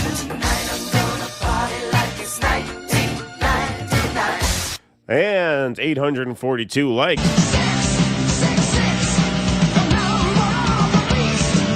All right, folks, let's keep smashing that like button, please, and thank you very much. All right, let's move right on along with the program. Okay, so Miss Rachel made the news a couple of different times, so we're going to talk about a couple of different Miss Rachel stories, but you know Miss Rachel, the children's content creator. She says, this is my friend Rahaf from Gaza. Meeting her and wonderful mama changed my life. Thank you to whatever organization put them in touch. I can't read that very clearly now, for facilitating her medical evacuation. So Rahaf is a double amputee from Gaza who Miss Rachel has been in touch with, featured her in some videos that she put out. Really sweet kid, obviously. Here is a CNN segment highlighting her involvement with Rahaf and some of her Palestine activism in general. Let's go back to sleep, Rahaf. We're so tired. This is Miss Rachel, hanging out with her new friend, Rahaf. Miss Rachel is like YouTube's Mr. Rogers, with millions of subscribers and billions of views. Can you nod yes? And Rahaf is a 3-year-old double amputee from Gaza. She lost her legs when her home was bombed, and months later was medically evacuated to the U.S. إحنا رايحين على أمريكا عشان نكمل العلاج. Miss Rachel saw a video of the little girl, now living with her mom and a host family in Missouri, watching her show. She's just so precious. Hopping like a bunny, and she was kind of hopping on the couch. And arranged to have Rahaf come visit her in New York.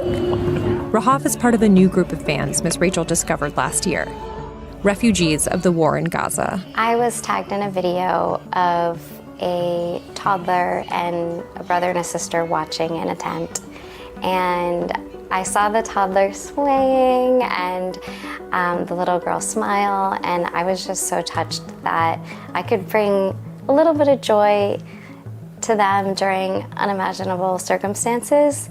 Did you know that you had this audience? No, I was completely surprised. Someone wrote, this made me realize that these kids are like mine and like ours. And I know so many parents that enjoy our show feel the same way. They say as a mom, I just think about, I see my babies. All children are worthy. She's posted more and more about Gaza as the war has gone on. Okay, then they get more into her background of activism, which we'll get a little bit more into in the next segment. But this kind of became news again very, very recently. That report was from months ago. But Miss Rachel denied from renting out 3 New York spots for the birthday of Rahaf, a 3-year-old double amputee from Gaza. So We Are the Peace post this to their Instagram. Yesterday, Miss Rachel shared that she attempted to rent 3 venues in New York to celebrate Rahaf's birthday, but was turned away 3 times. She made sure to state that there would be no press, no photos, no videos, and that she would rent out that whole venue for the birthday of a girl who was evacuated from Gaza so that they can try and make it extra special. And then they go into the different stories that each of these venues gave. But Miss Rachel posted a video talking about how she had all this difficulty securing a venue for this 3-year-old double amputee Palestinian girl's birthday party. So let's take a look. Coming, when I found out Rahaf was coming, I wanted to help her have the best day ever. I called a place in New York City that I thought Rahaf would have a great time at. And I explained that she's a double amputee, she's 3. I explained that there would be no press, no pictures, just her having an amazing time. And I was talking to the business owner, and the business owner said, let me think about it. And I was just crushed. I didn't understand why she would say she needed to think about it. I realized it wasn't going to be a good atmosphere. So I just said, actually, never mind. I'm going to try somewhere else. And then she said, yeah, so sorry. It's really complicated. And I was like, it's actually not complicated. So then I called another place, and this time I was very hesitant on the phone explaining the situation, but I did explain there'd be no press, no photos, so I was gonna rent the whole place. So there'd be no other customers, which you can do for a birthday at these places. And the woman on the phone was so kind, and she said, definitely. She said, we even have a Palestinian employee. So I was so touched. This is gonna be so great, and I'm so excited. And then I got an email a few days later saying we have to cancel due to the safety of our staff. And I was in shock because actually in both circumstances, it's illegal to say you can't rent this space for, a birthday party, like an event, because you're bringing a Palestinian person. I just can't imagine what that employee felt, because the person who owns the place was basically saying, because this little girl is Palestinian like you, she's not welcome here.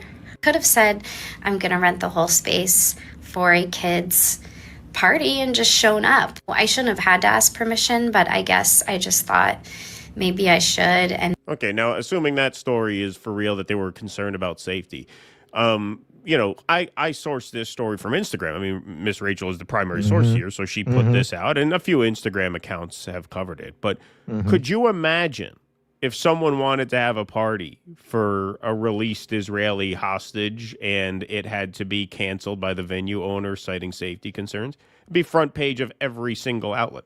Donald Trump would talk about it. Donald Trump would talk about it. Everybody would be talking about that nonstop. That a venue had to cancel on an Israeli hostage's party because of safety concerns. Batya's mascara would be down to her tits. Yeah, exactly.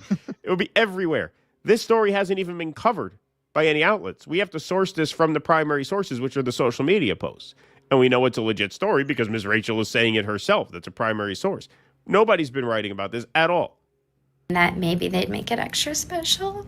Oh, and then the fourth place I called. I didn't even mention the first one because it's a long story, but the fourth place I called, explained the situation. And they were like, of course, we're so excited. You can take pictures. You can do anything here. Everyone's welcome. And I don't even want to say where the business was that welcomed us with the most beautiful open arms, because I don't want them to get backlash for having her, who gave Rahaf the most amazing day ever.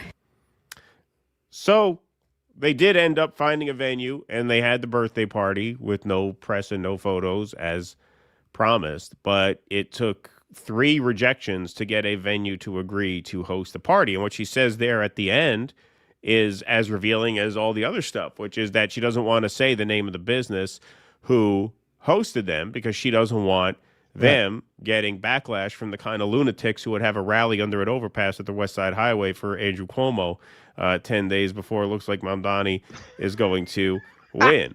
But to that point, here, Jersey says she should name the first 3, though, meaning the ones that turned her down. Any word on that, Grok? So Grok's AI answer is, no specific New York venues have been named in connection with Miss Rachel's claim about Rafa Ayad.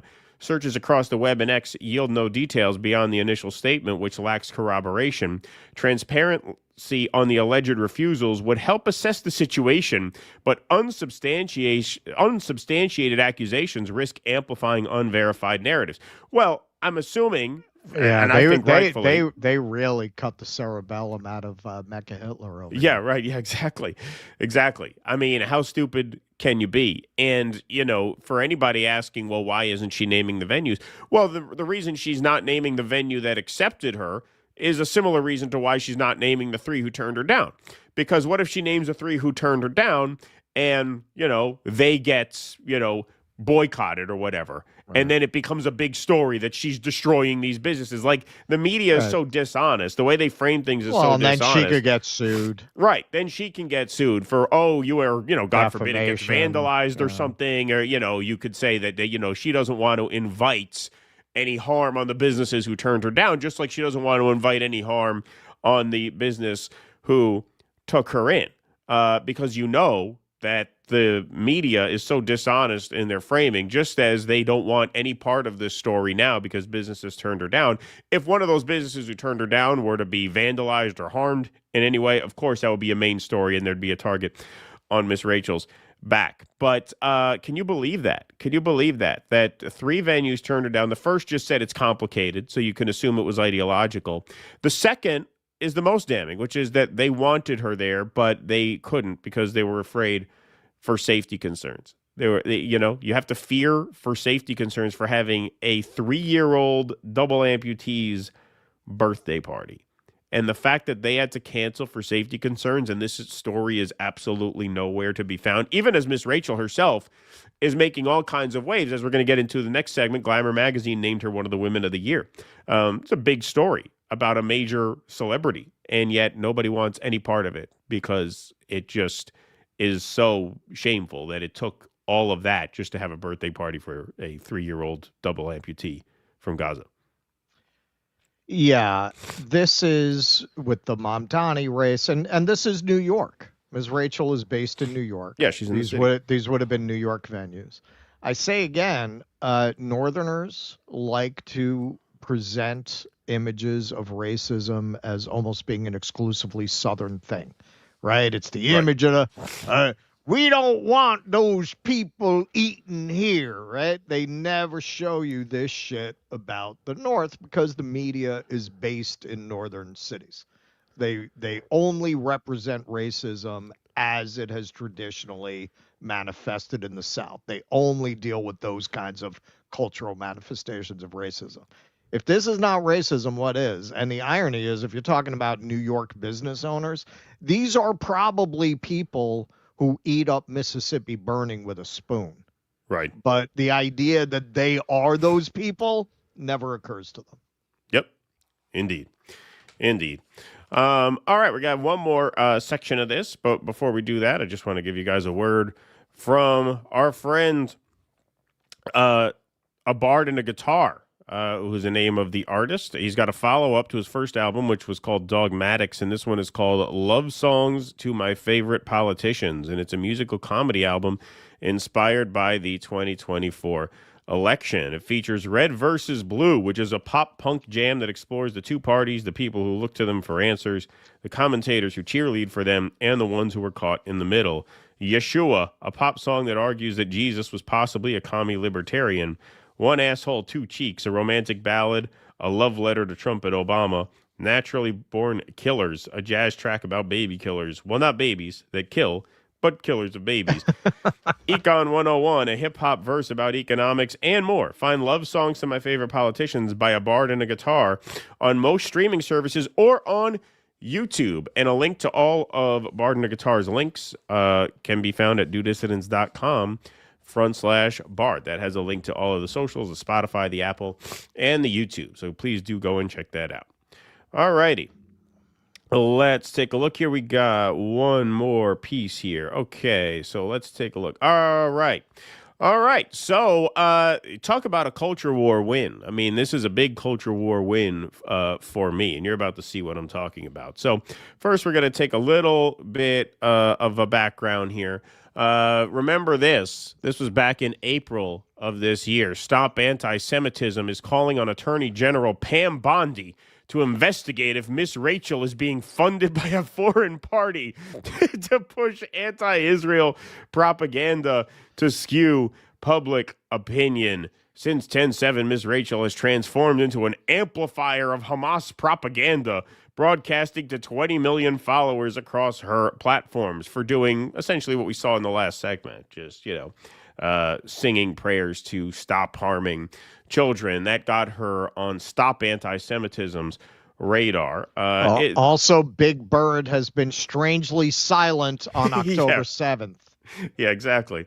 That did not deter her, though. She kept doing the kinds of things that she had always been doing. And, the backlash got to a point where she felt the need to specifically call out some of these haters who tried to make her life miserable. So here she is at the end of May posting a response to a lot of these disgusting creeps who tried to get her canceled, if not investigated by the Department of Justice over, I wouldn't even say activism, over pro-Palestinian child advocacy. So here she is, be ashamed of your anti-Palestinian racism. This is May of this year. Be so ashamed of your silence. Be so ashamed that you've seen the same images and videos that we've all seen, but they haven't moved you to do the right thing. The doctor who had her 9 children come to her, who had been killed. You saw the little girl walking through the fire. You could see her little ponytail. Be so ashamed that you normally speak out for human rights. You normally speak out for children everywhere, but you won't now because they're Palestinian. Be so ashamed of your anti-Palestinian racism. So ashamed that you don't see Palestinian people or their children as the same as us and our children. You think their babies don't like peekaboo and don't smile when they see someone they love and don't cry the same? Be so ashamed that your constituents are begging and pleading for you to say something and do something, and you just ignore us. Be so ashamed that you're putting money, power, your career, your reputation before precious children of God. There you go. Good for her. You're not winning. You're not winning this argument with this woman, man. You could not have a more sympathetic advocate. Yeah, no, of course not. Of course not. And she remained undeterred even over the summer. Here she is. She had a Palestinian doctor on her show even just 10 days ago, 12 days ago, whatever it is. Here she is calling for reparations for the children of Gaza. So what is going to be done now for the children of Gaza? They deserve reparations. According to the UN genocide report, 18,430 children were killed in Gaza. Gaza is home to the largest cohort of child amputees in modern history.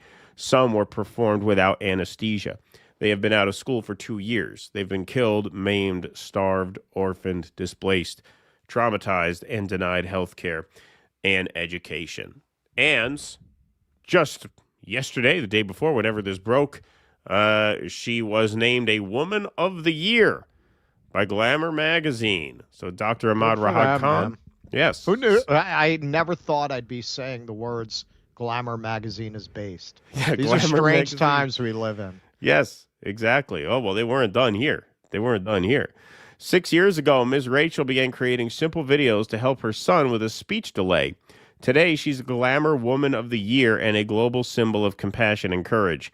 Beyond her educational impact, she's admired for speaking up for human rights when many stayed silent, proving that true leadership is rooted in empathy, not popularity. So good for Miss Rachel being named a Woman of the Year by Glamour Magazine. They did a write-up, the meaning of Miss Rachel. So here's some parts of the magazine article about her.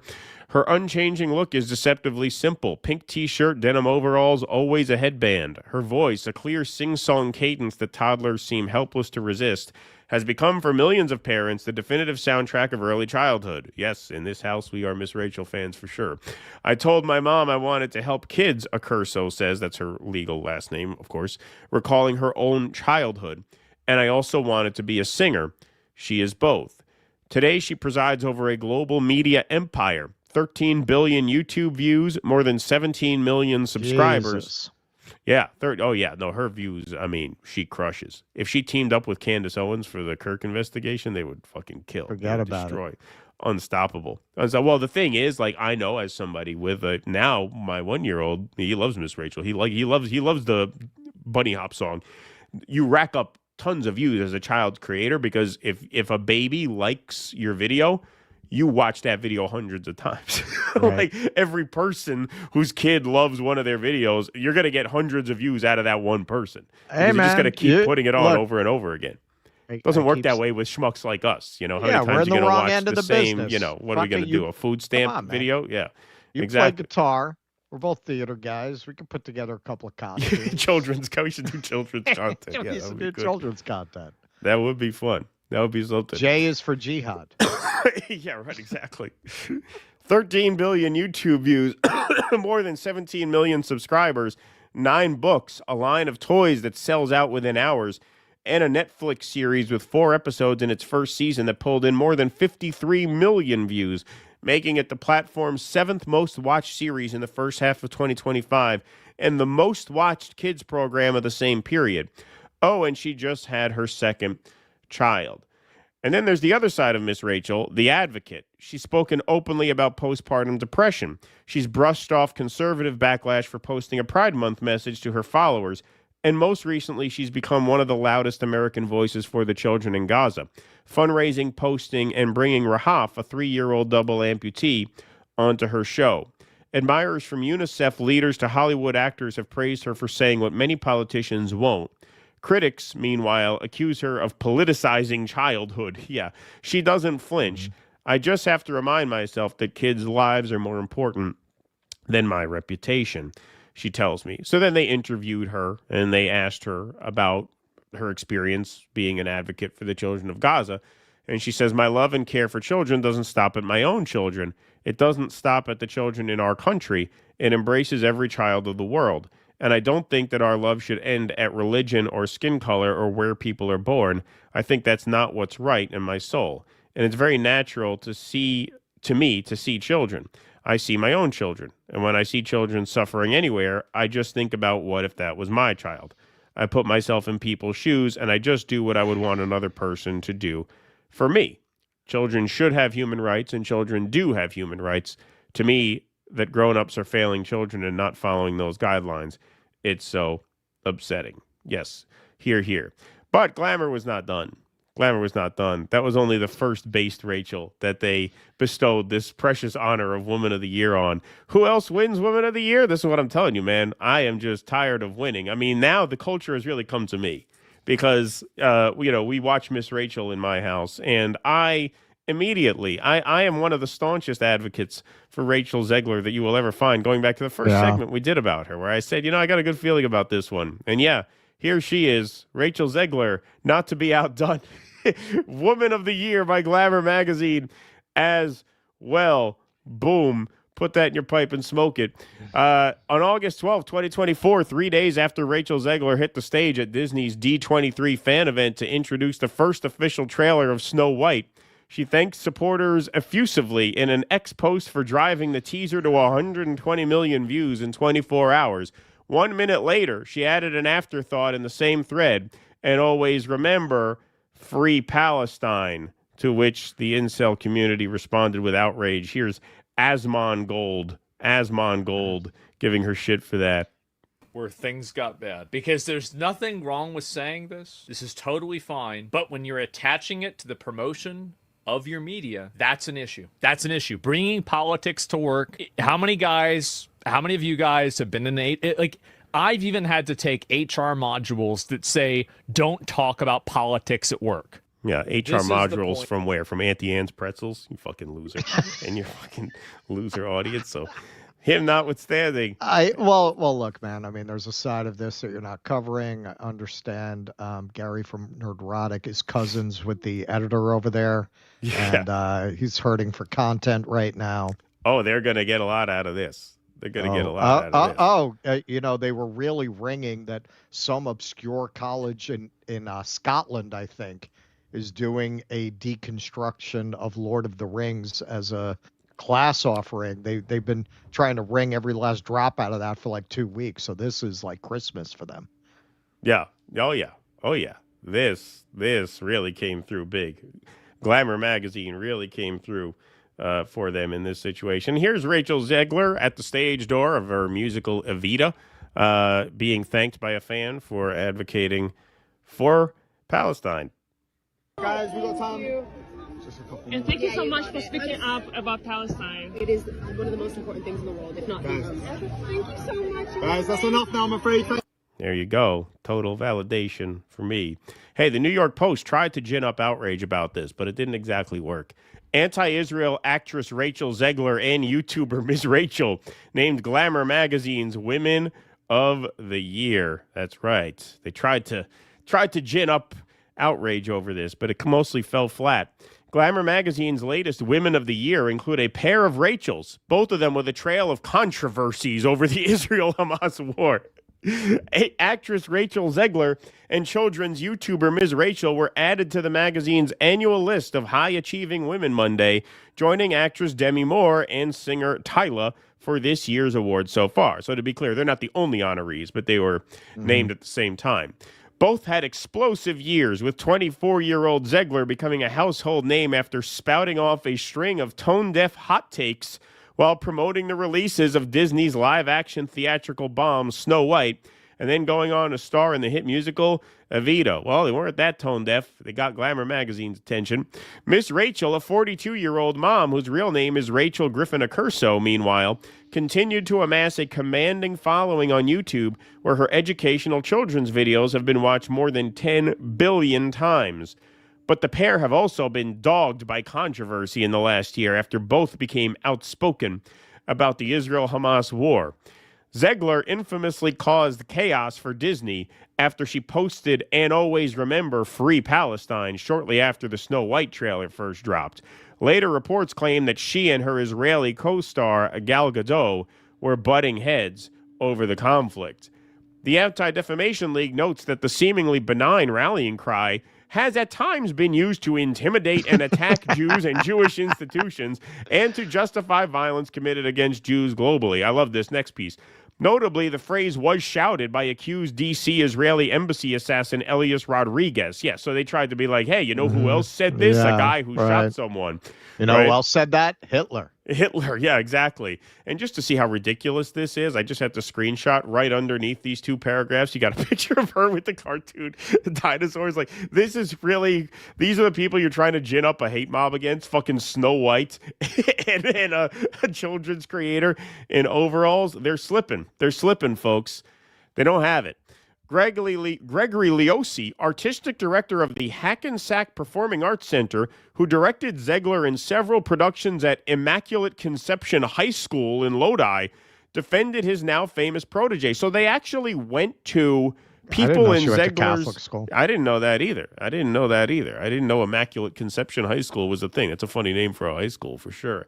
But it's so funny how, like, the New York Post actually dug into her past to try and get sex people. capital of New Jersey. Yeah, right, exactly. Yeah, exactly. They actually dug into her past to try and get people to talk shit about her. Like, why would the Post reach out to her high school theater director? Yeah, she always seemed like a Jew hater to me. Yeah, there's always something off about her. Everybody's going to have an opinion, and I will never fault anyone for having one, he told the Post. Damn, didn't work. But Zegler's commentary on the Israeli-Hamas war and general unpleasant demeanor on the promotion trail could have cost Disney a boatload of money. Jonah Platt, son of Snow White producer Mark Platt, went so far as to say Zegler's anti-Israel social media posting clearly hurt the film's box office in a since-deleted Instagram comment. Yeah, we've done entire segments on this. It had to be Rachel Zegler's, once or twice uttering Free Palestine. It couldn't have been that your IDF co-star who can't act went around, at ADL events as the film was being promoted. That couldn't have rubbed people the wrong way. No, it had to be Rachel Zegler, as evidenced by the fact that Rachel Zegler's Woman of the Year. Yeah. There were actual protests against your evil queen, aptly cast.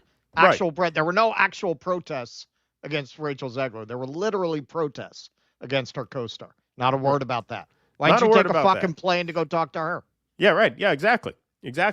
And notice who had the cultural capital left at the end of the year to become a Woman of the Year, Gal Gadot or Rachel Zegler, right? Who had the last laugh? This is the great irony, because really going forward, look, the MAGA movement has proven itself, broadly termed MAGA movement, has proven itself far more repulsive than what it displaced, to the extent that they are rehabilitating the reputations of all these cultural figures like Zegler. Zegler, I believe, is going to come back as part of the backlash against all this. She already is. There's an example of it. Yeah. And because she actually has talent, whereas Godot does not.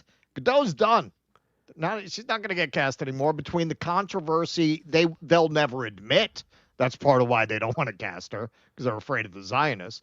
Between the Zionism, IDF, veteran controversy, and the fact that she has no talent, her career is pretty much over. Yeah, she's done. No, Zegler will be fine. Zegler, and I said this as soon as I saw her. I said this about her. I said she'll be fine. She's not getting cast. She's not going anywhere. She'll be just fine. She's young. She'll ride this out. No problems. And look, the New York Post really couldn't even get a pile-on going in their own comment section, right? I mean, the people who follow the New York Post and who care what they have to say are generally like the people who, under the overpass there at the highway rally, at the anti-Mamdani rally. But you saw almost none of it. Like, I wish I could say, like, hey, it'd be a better hook for this segment. Zionists melt down after Rachel. Yeah, but no, actually, nobody really melted down. And this is a sign, and one of the themes of the show today is how the culture is kind of turning. How, we really thought when Trump won, it was going to instill this sort of like permanent cultural shift, or at least lasting cultural shift. It really hasn't. And that is a function of just how badly they have betrayed everyone but the absolute dumbest Trump voters, right? The fact that they couldn't even get a fucking 2-minute take going over, I mean, Miss Rachel, a lot of the normies, even conservative normies, love Miss Rachel because she's a children's creator. Like, only the most psychotic of the psychotic would actually have a bone to pick with her. Zegler is, she has put millions and millions of dollars in the pockets of these anti-woke content creators. Like, she is a target of that movement, and they couldn't even really get anything going over her. Believe me, they're gonna try. Like, this just dropped. Oh yeah, I'm gonna enjoy watching some of those segments. Maybe I'll do a follow up on that, given that that's kind of my lane. No, look, Zegler had an awful take on an almost 100-year-old cartoon.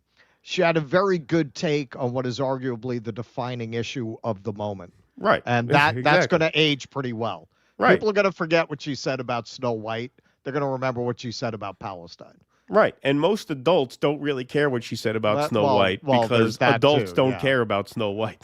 Yes. So, there's that too. Yes. Yeah. Normal people don't sit up nights worried about what a 20-year-old thinks about a cartoon from 1937. Right. Yes, exactly. So Layla Charles Lee responds, well deserved. Hey, there you go. Miguel Acasa, people of integrity, but you folks wouldn't understand that. Alarda says, when you stand against genocide, they call you anti-Israel. Saying don't kill kids is anti-Israel, says Lucky Luciano. Paulette Varghese Altmaier says anti-genocide is anti-Israel. Interesting. And the settler pogroms on the West Bank. See, this is the New York Post's own section here. You had a couple of people like this here. Gary Goldstein. All of the major women's magazines are headquartered in Manhattan, which has turned into a cesspool of Jew hatred. And why not? Hollywood and the fashion industry have embraced anti-Semitism because the Jewish left gave them permission. Senate Majority Leader Schumer, Congressman Nadler, and NYC Comptroller Lander all endorsed Mamdani for mayor. Did Schumer? I don't know Has if Schumer ever did. endorsed him? I don't think he did. Maybe. I don't know. think he did. I'm almost positive Gillibrand has not. Maybe. Yeah. I don't know actually about Schumer. I have to look at that.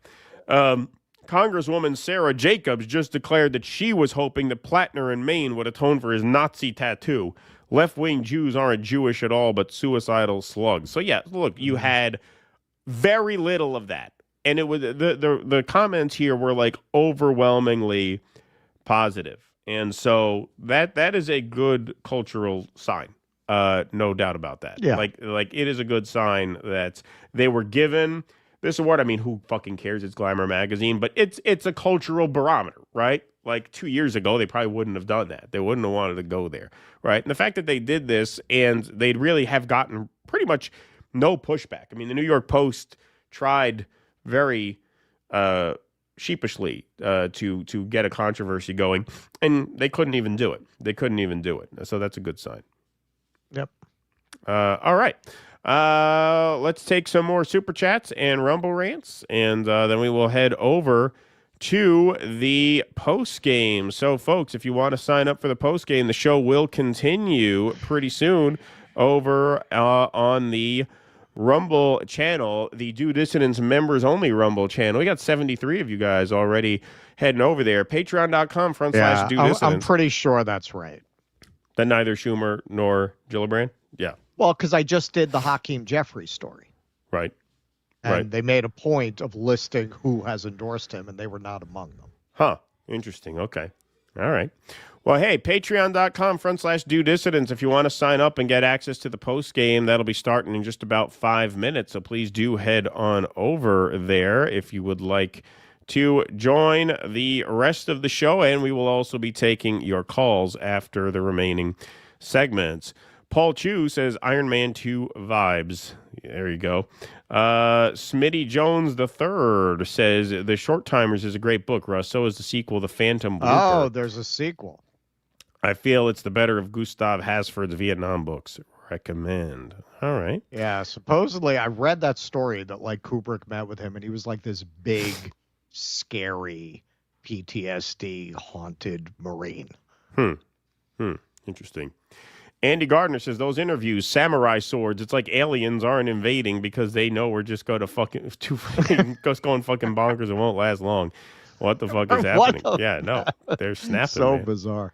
You know, I am healthy as a bull, and I feel I feel a little unwell today. I'm afraid that Michael Rapaport gave me the herp just by breathing on me. Yeah, you should sue him for that. I should sue him for the herp. Yeah. To Jewish people, you are individuals. You're bigger than $1 billion. You should tell Mamdani if he wins. You should have a mask mandate for Michael Rapaport. He has to wear a mask because he breeds on people and he gives them the herp. He's dangerous. He's a public safety hazard. He's a menace. Yeah. To Jewish people, you are individuals. You're bigger than $1 billion money laundering murder operation. Your community canon has denounced this colonial project. Resist and free Palestine. Thank you, Jolly Man. Thank big you. Boy.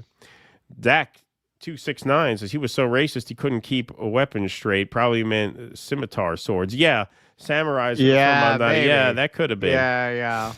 That could have been. I didn't even think of that. But It's yeah, just that could be such a weird thing to say. You want people running around with samurai swords? Swords in Times Square. Yeah. Small dick problems. Thanks for the $4.99. John Freeze says, seems like the main theme for NYC election is older capitalists versus younger socialists. Can y'all interview someone from the New York City DSA to get their side?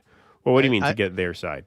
They probably would not talk to us. My experience with these fucking pseudo-progressive fucking organizations, they don't want to talk to people, man. Like they actually tend to hate people on the left. Like who are going to in any way question them, like PSL. I think I've made multiple requests to interview Carsey Blanton, and she runs the request through them, and I never hear back. Like why? Probably said something they don't like. Right. They tend to be very censorious like that. Yeah, that could certainly be, and I'm sure DSA is the same way. The only anti-Semitism in America is against Semitic Palestinians. That's right, Eric Suarez. Is Miss Rachel married? The MS implies she's not. She is. She is. Her husband actually does a lot of the videos with her. So yes, she is married. Ms. can be neutral. Ms. But I think her character name is Miss. I don't think she pronounces it Ms. on the show. I think she says Miss. So maybe her alter ego is single. The character is single, but she's married. Her whole show is an extended kink. Yeah, right. Exactly. Yeah. I call the past 24 years the great gaslighting. Thank you, Jolly Man, big boy. Snow White is a little creepy, but man, that Hansel and Gretel story still freaks me out. Yeah, Hansel and Gretel is scary. That's a scary story. A lot of those fairy tales in their original forms are pretty macabre. You know, I always wanted to see that movie, the Gretel and Hansel movie. It was made by Oz Perkins, who ended up doing, he did Long Legs, and he just did The Monkey. But he did the Hansel and Gretel movie, which I heard was pretty good. I think I did see that. Yeah. Yeah, it was all right. I heard good things about it. You know, I didn't hear it was great, but it was okay. It was good. The Glamour Magazine team should take over awarding the Nobel Peace Prize. Yeah, exactly. Right. What does it tell you? Right. That Glamour Magazine is more based in the fucking Nobel Peace Prize. Exactly. I mean, with Machado, they lit their credibility on fire. What they had left is gone. Watch Glamour gives Machado Woman of the Year. She's the next honoree. Yeah. Given his New York City left-wing Jew comment, I would not be surprised if Gary Goldstein hate watches due dissidents. Yeah, that's possible. Maybe. The Salsa Boy says, I'm a welder, hunter, generally manly guy. I just teared up listening to the Miss Rachel segment. Zionists and anyone who supports them are monsters. Indeed. Thank you, Salsa Boy. Appreciate that. And thank you for that earnest feedback. 007 Angelo says, Russ, do you really want to piss off Rapaport? Hire the most stereotypical Jew lawyer you could find to sue him. Now, that would be karma for his ass. Yes, it would be. Well, it's not going to be hard to find in this town. No. Nocturnal Human, you laugh, but the samurai invasion is the greatest threat to this country in 2025. That's right. That's right. It's a sleeping giant. They were the samurai sleeper cells, right? The fucking ninjas are invading the city. We got to get them the fucking Ninja Turtles to fight them. Thank you, Raven Laz. Healing Tarzan says, at least the samurais have a code of honor. These men are just nihilists. That's right. That's right. At least it's an ethos, right? Healing Tarzan, say what you will about the tenets of samurai socialism. At least it's an ethos. That's right. Yeah. Tommy D71, Carber Readers, man. That's what life is all about. Oh, Thursday. And also, watch the day show because we'll be wearing our costumes. That's right. I had to have a shirt custom made for my costume. Yes, you guys are going to love that. Yes, we will be in costume for Halloween this Thursday. Seth says, my contribution to the Russell Dobular Coffee Machine Fund. There you go. Thank you, sir, very much. All right, folks, so that is most of the show. It's not the entire show. If you want the entire show today, we will be doing the rest of it for members only. Go to patreon.com/do dissidents. You can sign up for just $5 a month and support what we do here. We got over 100 hanging out in the members only room. So now I'm going to try and get us switched over there without turning the stream off and having to start all over again. That'll be fun. We'll see if we can get that to work. Hey, thanks everybody for being here. Thanks to the YouTubers, thanks to the Rumblers, thanks to the mods for keeping the peace in the chat. If you're a member, we'll see you in 5 minutes after a repeat of Sunday's intermission, because we didn't make one special for today, but that was a funny one on Sunday, so that'll be fun to watch. That was one of the you're playing that one again? Yeah, that was, well, because Jake loaded the Alligator Man one out because there was some kind of glitch in StreamYard where we had to replace it with the old one. We couldn't just upload a new one. So that'll be after a 5-minute break. We will continue on the show, and then we will open up the phone lines for calls after the remaining couple of segments. So thanks everybody very much for being here today. If you're hanging out with us in the post game, we'll see you in 5 minutes. Otherwise, we'll see you Thursday, 12 p.m. Eastern. Until then, thanks for spending the afternoon with us. Be safe and be well. Courage! Please clap.